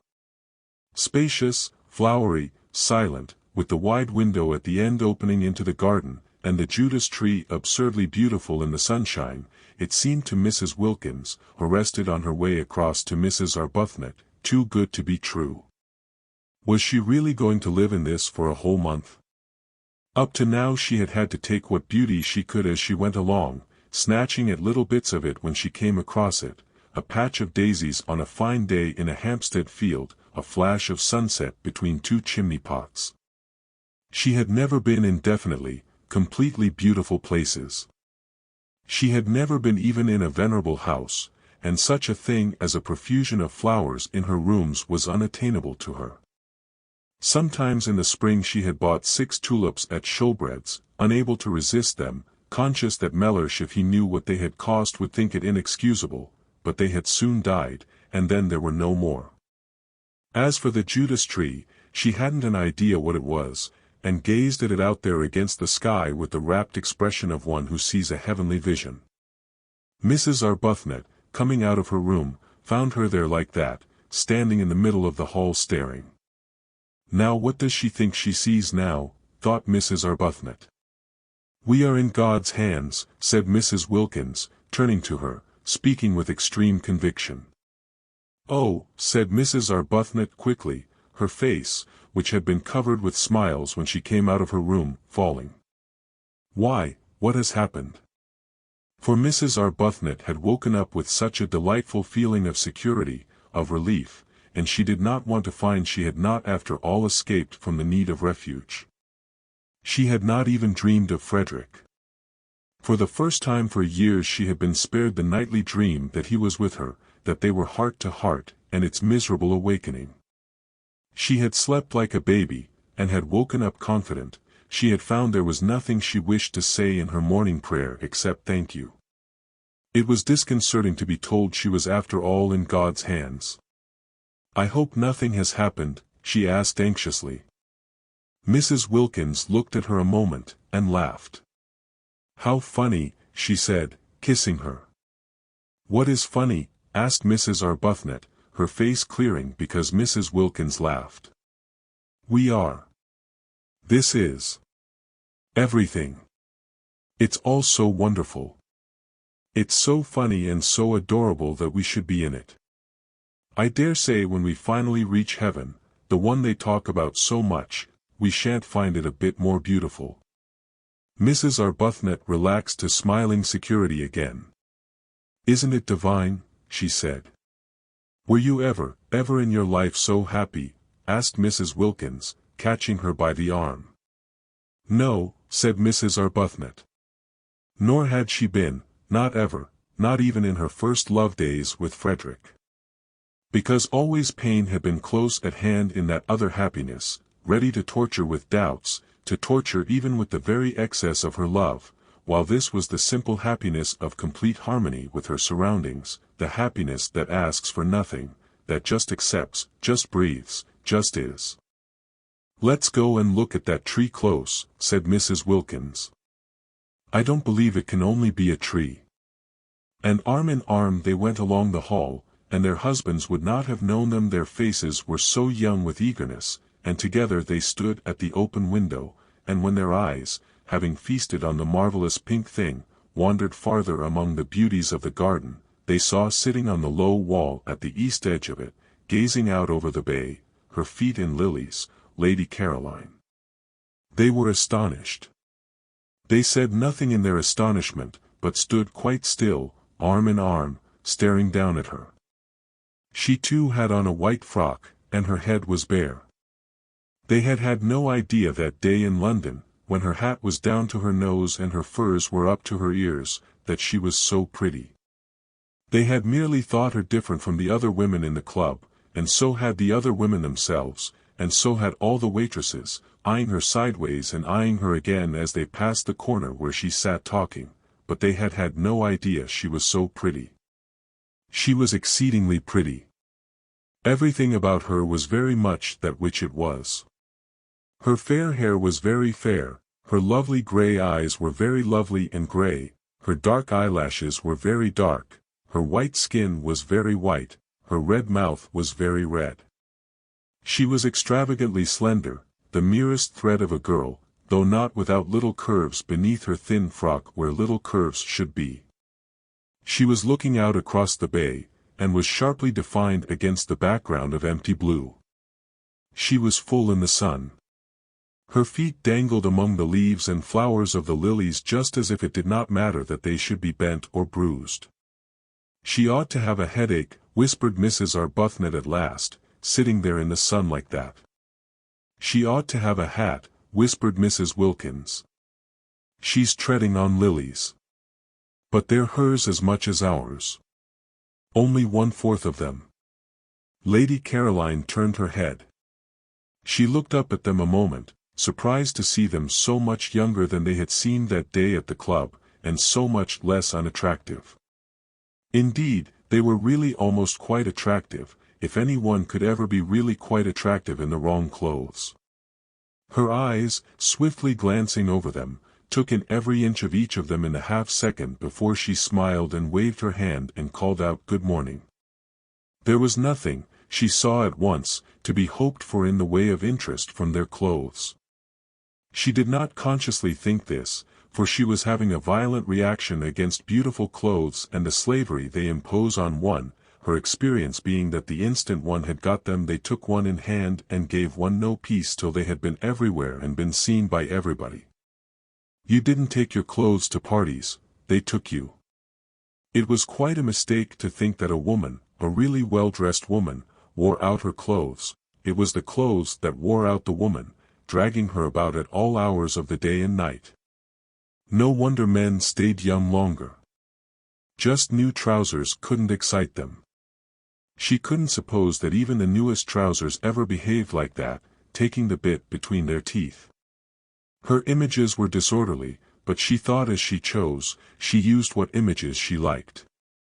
As she got off the wall and came towards the window, it seemed a restful thing to know she was going to spend an entire month with people in dresses made as she dimly remembered dresses used to be made 5 summers ago.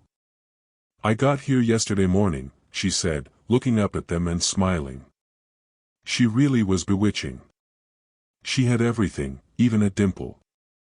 "It's a great pity," said Mrs. Arbuthnot, smiling back, "because we were going to choose the nicest room for you." "Oh, but I've done that," said Lady Caroline. "At least, I think it's the nicest. It looks 2 ways, I adore a room that looks 2 ways, don't you? Over the sea to the west, and over this Judas tree to the north. And we had meant to make it pretty for you with flowers," said Mrs. Wilkins. "Oh, Domenico did that. I told him to directly I got here. He's the gardener. He's wonderful."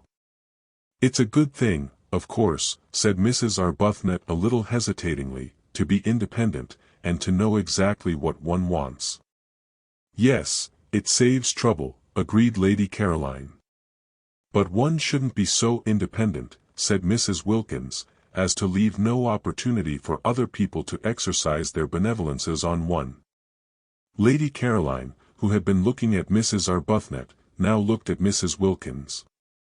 That day at that queer club she had had merely a blurred impression of Mrs. Wilkins, for it was the other one who did all the talking, and her impression had been of somebody so shy, so awkward that it was best to take no notice of her. She had not even been able to say goodbye properly, doing it in an agony, turning red, turning damp.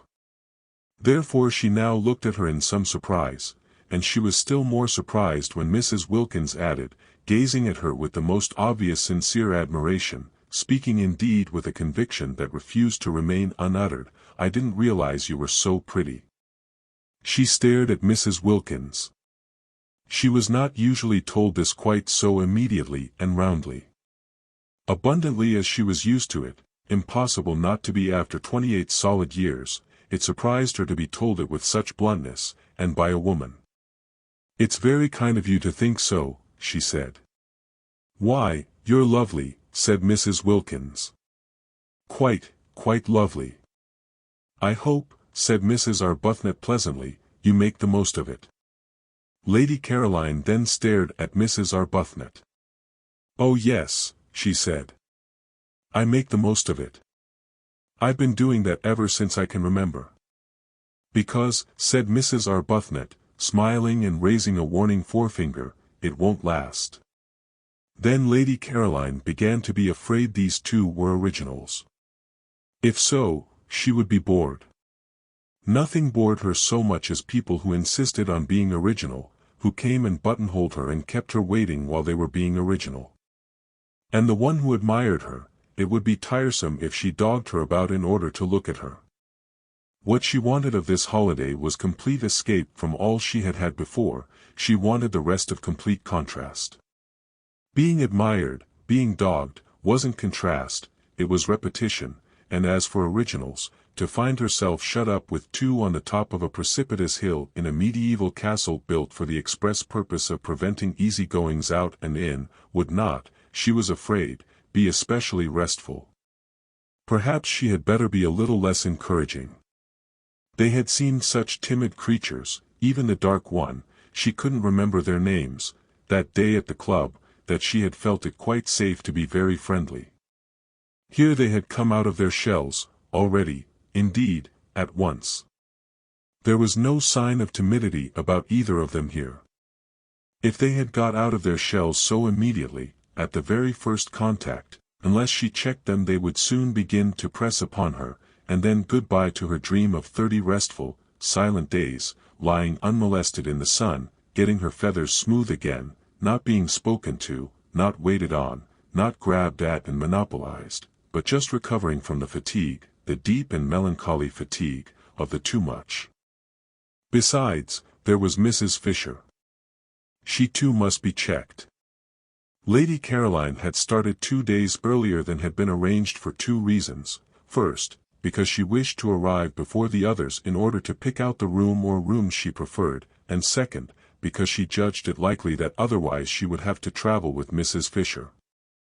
She did not want to travel with Mrs. Fisher. She did not want to arrive with Mrs. Fisher. She saw no reason whatever why for a single moment she should have to have anything at all to do with Mrs. Fisher. But unfortunately Mrs. Fisher also was filled with a desire to get to San Salvatore first and pick out the room or rooms she preferred, and she and Lady Caroline had after all traveled together. As early as Calais they began to suspect it, in Paris they feared it, at Modane they knew it, at Mazego they concealed it, driving out to Castagneto in 2 separate flies, the nose of the one almost touching the back of the other the whole way. But when the road suddenly left off at the church and the steps, further evasion was impossible, and faced by this abrupt and difficult finish to their journey there was nothing for it but to amalgamate. Because of Mrs. Fisher's stick Lady Caroline had to see about everything. Mrs. Fisher's intentions, she explained from her fly when the situation had become plain to her, were active, but her stick prevented their being carried out.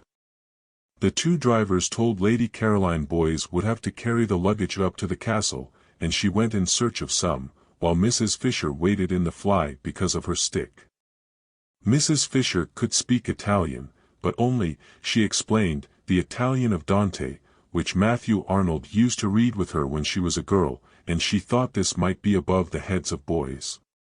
Therefore Lady Caroline, who spoke ordinary Italian very well, was obviously the one to go and do things.